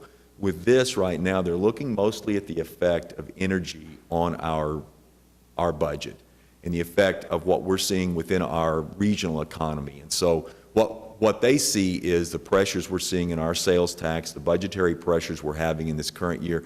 Right now, we're estimating to be somewhere around $22 million below our projection for revenues by the end of the year. And they're seeing that and seeing what influences it's having, and they're monitoring that, and that's what's really caused them to give us a negative outlook. When they look at some of the factors they think could lead to a downgrade, fund balance reduction, more than what was anticipated. So if we see a more significant use of fund balance, and they look both at your position of fund balance of where you stand and your financial performance of in the past year, how much of that did you use? How much more did you spend than the revenue that you brought in? And so they monitor both of those. An inability to close the budget gap for next year, I think we're in a good position right now, still in the budget discussions, but we have a solution going into next year. Further economic deterioration, whether it be the energy sector and price of oil, or if it be a national recession or international influences that can affect our economy, and so they're monitoring that as well, or substantial increases in debt, and certainly in the short term, there's not a threat on that. So when we look at the fund balance, and we wanted this to allow us to be able to have a discussion about fund balance, so you look at the shaded area shows what our policy is on maintaining unbudgeted reserves, and you can see it moved from 2010 to 2011, it moved from 6 to 10% to 8 to 15%. And that just sets a target for us of where we want to be. And in times when we're above that, historically the council has used fund balance for capital improvements, particularly for streets. Multiple different areas, but particularly for streets being the highest priority of our citizens from our citizen survey. And so you can see where it's performed. What you see in the years going from 15 to 16, looking at our year end, going from year end 15 to year end 16, and right now the blue line would be if we use $8 million for streets in this year and we transfer that out to our CIP fund to use for streets, it'll take us down to about 12.5%. Okay, if we don't use that, we'll be at about 14.5%. And so it's just showing you where we would be in position of, on a budgetary basis, with unbudgeted reserves going into next fiscal year. So that looks at the position that we're actually in and how much that would be affected. One of the things I would say is this is the numbers that we used when we first started the budget, when we presented the budget to the council. More recent numbers we're looking at, I'd say if anything, I think it could be better than the numbers we're showing right now. But not significantly better, but I think it could be a little bit better than what we've got in here, but gives you an idea based on when we were preparing the budget where we believe it would be. So it looks at position, so you still see that you're really more towards the upper end, even at the 12.5%. But I think one of the issues that we'll look at in a couple of slides is how much of our fund balance we're using, which, again, the rating agencies are going to look at position of where we stand, how much we have right now, as well as performance. What happened in the last year? How much did you spend compared to the amount of revenue that you had? So if we look at the next slide, this just shows the history of what we've done over the last several years. You can see coming out of the recession and the strong effects we had from the recession in fiscal year 10 and then into fiscal year 11 that we didn't use fund balance in those years. We'd used some fund balance to balance the budget. Coming out of, I think it was fiscal year 10 when we saw the strongest effect. So in 10 and 11 we didn't, and then we had stronger performance in sales tax and our revenues did really well. So in 12, 13, and 14 we were able to use additional fund balance or excess fund balance for streets or other capital improvements. In 15 we didn't, and then starting off in 16 we passed a budget amendment that it authorizes to move that money out into our CIP fund to use for streets, passed a resolution to approve that. And we have not moved the money out yet. Public Works has continued to work on the projects to get prepared to be able to move forward. But we have not moved that money out yet, and we just wanted to be able to have the conversation to make sure that's the direction we want to go.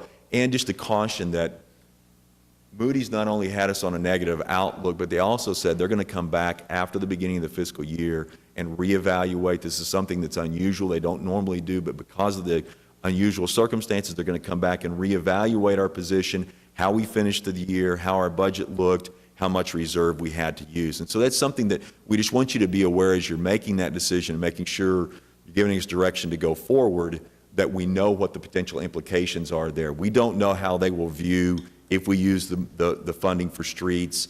We don't know how they will view that or how they will respond to that, whether or not they would downgrade us, but it's something that would put more pressure on a potential downgrade. Craig, did they also look at the deferred maintenance built into your infrastructure of your city? In other words, if it's definitely something that they're interested in to make sure that you're taking care of what you have. Yeah, so if I would suspect that if you moved money from a fund balance and spent it on something that was gone, that they would look at that as a negative. But if you're investing it in the infrastructure and raising the level of your infrastructure, they'd have to look at that as an investment as well. My words, not yours. I think you're right. They definitely see that as you're using fund balance if you are using in the right way. So it's not a good and a bad here. It's maybe a good and a better, because what they're seeing is you are investing it and using it in the right way. You're not using it to try to fund operations into the next year. And so it's using it in the right way, and it is an investment. I think they also look broader to say, well, what are you doing with your general obligation bond program? How much are you putting into your infrastructure on an annual basis? So they look at all of those factors. But it's something that I think, while that piece of it would be positive, I do believe that because it's an operating reserve, it's a reserve that's there to protect us when we see a downturn in the economy. I think they would see that more negatively, if you were to ask my opinion, because of the position of how much we would have used in a given year. And I think this slide shows that of if it's using right now what we're projecting that we'll use without the additional funding for streets, it'd be about 17% of our fund balance would be used. If we use the funding for streets, the full amount that we have approved, it would be about 28%. Mayor. All right. Yeah, Dave. Just a suggestion. Could we contact OCU and Dr. Evans to see if they could do kind of a mid-year update as far as the economy? I know they were here back in January, but I think things have changed somewhat. I think oil prices have stabilized, and we're not in that downward pressure like we were back in January and through February. But before we took action, at least see if they could provide us any additional insight. We can do that. Craig and Doug have lunch with him monthly? Monthly. But they have information that we can provide as to how he sees it. We can certainly do it. And I think it's definitely it's more positive where we stand right now. I think what they've still continued to say to us is that when they look at kind of their outlook, they think our sales tax projection is reasonable, where we have it going into next year at about 1%, that they believe that's reasonable. He's consistently said, I think there's as much upside potential as there is downside potential, that there's just enough uncertainty in the economy, I think, that you couldn't just give a solid, yeah, we're on the upward swing, we found the bottom and now we're coming out of it, to say definitively where we're headed and how the oil and gas companies will respond and how quickly they'll respond. And I would agree with that. I think the area that concerns me the most is not the E&P companies, the production companies, it's the service companies, because they've been, sitting on the sidelines for such a long time with no revenue sources, and we're seeing that in the form of bankruptcies coming forward. If prices could just get up another 10 to 20%, I think we'd see that industry get back and being utilized more, and that has a lot of benefit to us. One, it creates pretty good wages for that industry, and it creates activity that can generate sales tax for us as well. there's just very little drilling activity right now. Yeah, I'd agree with David's comments as far as the service companies are concerned and the rippling effect that's finally being felt by those service companies, the potential for bankruptcies that are going to occur in that industry in the next 6 to 12 months. And so I think David has a great idea. I'd like to hear from OCU and the Economist and see what they think. Just a curiosity, with the passage of at the state level, the sales tax fairness legislation, are we anticipating that will derive any additional revenue for us? There's potential upside. At this point, we don't know the extent of what that upside will be, but there is potential upside off of that. Great. We have not incorporated any of that into our projections. Okay. I have a different view on that. I thought they were very weak in their efforts. They could have gone much further, but I mean, maybe it will. Again, I'm not going to say what I really believe as far as a reevaluation of the whole revenue structure, but it should occur. Are you talking about on the simplified sales tax? Well, you know, what the state said is, okay, if you're selling remotely, you need to notify people that they have a responsibility to pay a use tax. Well, okay, so you tell them. Most people aren't going to take any action.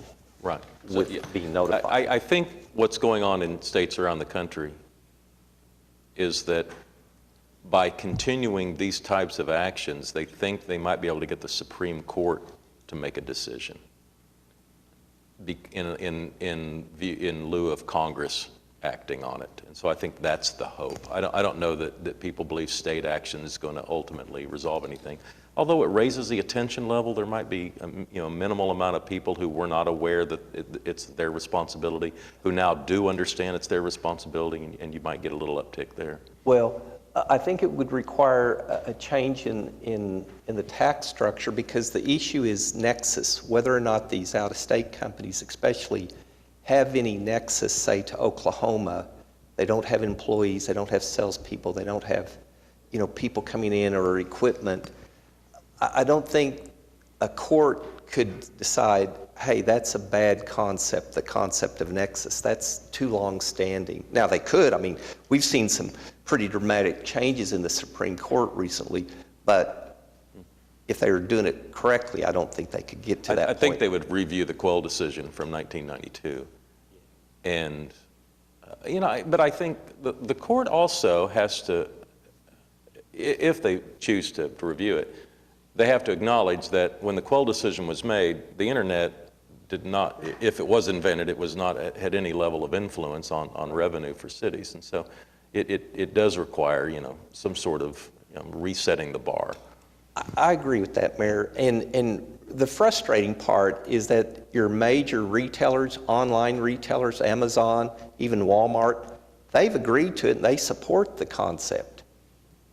There's no opposition other than certain members of Congress who say, oh, we can't have a tax increase, regardless of whether or not it makes sense. They're just stuck to that motto of no taxes under my watch. Yeah. So my impression of the state level was that they made it so burdensome on the retailers in having to report annually, what you purchased online, that they will actually just go ahead and collect it rather than have to report. And that might improve our collections a little bit. I'm trying to be more Pollyannish than David is, but I'd like to hope that it works a little bit. All right, Craig?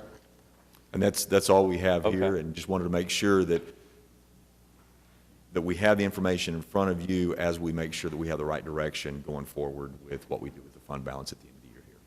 All right. Questions for Craig? Thanks, Craig. Then we have a city manager's report. Craig did touch on the May check and our overall status of sales tax collections. So the May check was down 2.9% below last year. Overall, we're 1.4% below last year in sales tax collections and about 3.5% below our projections, because we projected about 2% increase, 1.9 I believe, as we went forward. So it is where we are. The May check does not affect or cause us to modify budget projections for the upcoming year, and we do expect to get the June check later this week. All right.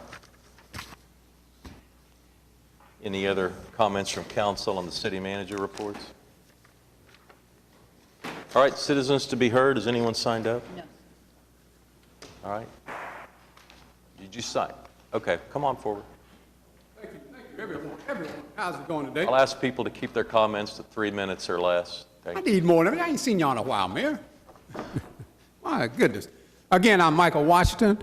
I reside at 2800 Northeast 29th Street. I'm here today to talk about this almost felonious practice that the Alliance is engaged in with respect to the discriminatory practice of lending money to basically European companies and businesses on the northeast side of Oklahoma City. My review and from documents that I received from that organization, private organization, what have you, over the past 3 years, I've done studies for the northeast side, and for the most part, even though we try to give Mr. Pettis credit for revitalizing so-called blighted areas, those were projects were already into fruition prior to his coming into in office. But anyhow, I'm concerned that this is a racist practice going on with this private entity in which you people yourself approve their actions and yet may not know actually what's going on under the underlying facts of what they're actually doing. Now, for the most part, let me say that I know this Northeast Shopping Center. Brother Washington, I'm going to stop you right there. Hold up now. Y'all have a right to speak, Mayor. Now, how I have a right to speak? What's going on here? Go ahead and finish. Thank you. Thank you. See, that's exactly why we don't want that guy on the northeast side. He likes to run his mouth more than anything. But anyhow, let me finish. Again, on the northeast side of Oklahoma City, I know nothing but 3 Europeans. Again, I love everybody, so that's why I call them Europeans. Again, on the Northeast Shopping Mall, a so-called charge to deed. The Alliance approved money for his project for more than $2 million. Then you also have this gentleman with this Woodson School District who was also approved for monies on the northeast side with the I don't remember his name right now. Then you also have another project that has been approved for the Buy for Less store on the northeast side of Oklahoma City. But not one time have I seen our so-called, let me get back, I'm a little irritated. Not one time have I seen Mr. Pettis even come out and speak on behalf of African-American companies and businesses on the northeast side of Oklahoma City. Okay? And that's why I said I'm needing someone from your office to further look into and investigate, which I'm sure you can prior to approving with the power that you have, which everything must come through you for tax increment financing programs that's going on. Okay, let me say one more thing. I've even asked for my nonprofit organization, which is Empower People Inc., where our motto is change your world and your world will change around you. And you know what they told me? Well, we don't practice that type of loaning to private entities like yours. I said, well, man, I'm a social nonprofit program that's designed to uplift my community, which I do live and practice in blighted areas that you said your tax increment finance approved. Now, if that's not discriminatory, how are we not using taxpayers' dollars in a discriminatory manner that you people are approving of? That's what my point is right today. How can you say, I'm going to give taxpayers' dollars to basically, quote unquote, my friends who I've been dealing with over 4 or 5 years, but I'm going to exclude yours, and yet my taxpayer dollars comes when I buy an extra loaf of bread or buy a can of pop? How can we do that? That is clearly a denial of due process. That is a violation of equal protection under the laws, the constitutional laws of the United States and the Constitution of Oklahoma. Article 2, Section 7, no person should be deprived of life, liberty, or property without due process of law. Right. So I'd like to know what steps I can take to have your agency to investigate this private entity. Michael, thanks for coming down. All of the issues you brought up are part of a very transparent process. As you know, you're apt to get all the information you need. I do have it. So how do I present it to you so I can present it and show you why I see it? And we're adjourned. Have a good day. Thank you so much, Mayor. It's always